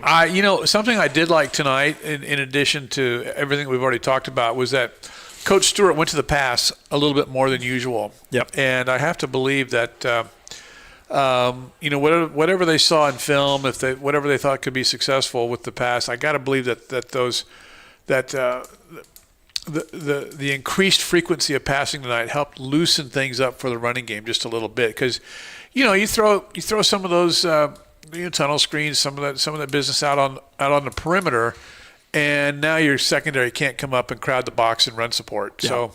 Well, and again, I think the other aspect of that is we highlighted it, I think, frequently throughout the broadcast tonight is Free State also has, particularly in this game, I think it was really on display, has showcased an incredible ability to just simply play the numbers game, right? Yep. When you have a running quarterback like Finn Moore, that just adds an extra blocker, right? So when you can line up in formations that makes the defense shade one direction, that makes the defense respect one half of the field, and then you can run the other way with a guy like Finn Moore, where it just becomes a hat on a hat. You've got more guys, right? And you can run. So that was the other thing I noticed, and that's something that defenses will have to address against Free State, right? Because at some point, I mean, Olathe East didn't really adjust over the course of this game, but at some point I feel like if you're defense, you have to say, all right, you know what? Fine. We're only going to put 2 guys out wide on these 3 receivers, and we're going to put an extra guy so you can't do that anymore. And then that's all of a sudden if you're Free State, you can go and play off of that, right? So, lots of really, really exciting things from the offense tonight, obviously, in a game where he scored 61 points. And again, Brittingham, school record 7 touchdowns tonight for that young man, including a 76-yard touchdown run, a 55-yard touchdown run, and a couple shorter runs as well. But yeah, all in all, impressive night. And again, I want to continue to give flowers to Olathe East for the performance they had tonight with Milo Burton. He had 6 total touchdowns. They have every reason to feel like they left it all on the field tonight in this game, but just outdueled by another star performance from Brittingham. So Free State will advance, and they will face Shawnee Mission Northwest next Friday night. That'll be on the road for the Firebirds as the 6th seed against the 3 seed Shawnee Mission Northwest. So they will be traveling up to Shawnee to take on Shawnee Mission Northwest in the second round of these playoffs. And just to give you another a wider picture of sort of what the remainder of this bracket looks like, I talked about it during halftime, but on the other side of this quadrant, you have Gardner Edgerton, who already advanced last night, defeating Shawnee Mission 56-21. And then Olathe North and Shawnee Mission South played tonight. Didn't get an update on who won that game. But so in the opposite side of the bracket, you're looking at Gardner Edgerton, a team you beat to start the season. Obviously, that was a long time ago, but you beat them to start the season. Olathe North and Shawnee Mission South. Shawnee Mission South you also beat this season. Olathe North you lost to in kind of that weird game, though, with the weather delay and whatnot. So on the other side of the bracket, you're looking at 3 teams that you've already seen once this year. The wild card, of course, is Shawnee Mission Northwest, who you have not seen yet this season, and you'll be seeing them next Friday night. And you can be sure that Craig and I will be there to have that game for you right here on KLWN as well. Free State and Shawnee Mission Northwest next Friday night, 7 o'clock kick. We'll have pregame, of course, here starting around 6:50 on KLWN. Looking forward to bringing you that game. But until then, I think that's going to wrap things up here for tonight's broadcast. It was a heck of a game here tonight for us. We did a lot of talking. Craig, I feel like we have to rest up. We're going to have to hit the ice baths after this, after tonight. We're going to have to make sure that we can rest and recover for next Friday night. But just any final words from you on tonight's game? Well, a great performance, as we've talked about all night. And so we're looking forward to next week. Haven't seen Shawnee Mission Northwest. Keep this in mind. They scored 50 points last night. Yep. So that'll be a significant challenge, I think, for this Firebird team. And we will be on the road. I would like it a lot better if we were playing them here. Sure. But we'll be on the road for this. And funnily enough about that, Craig, Free State has a better record on the road this year than they do at home. Funnily enough.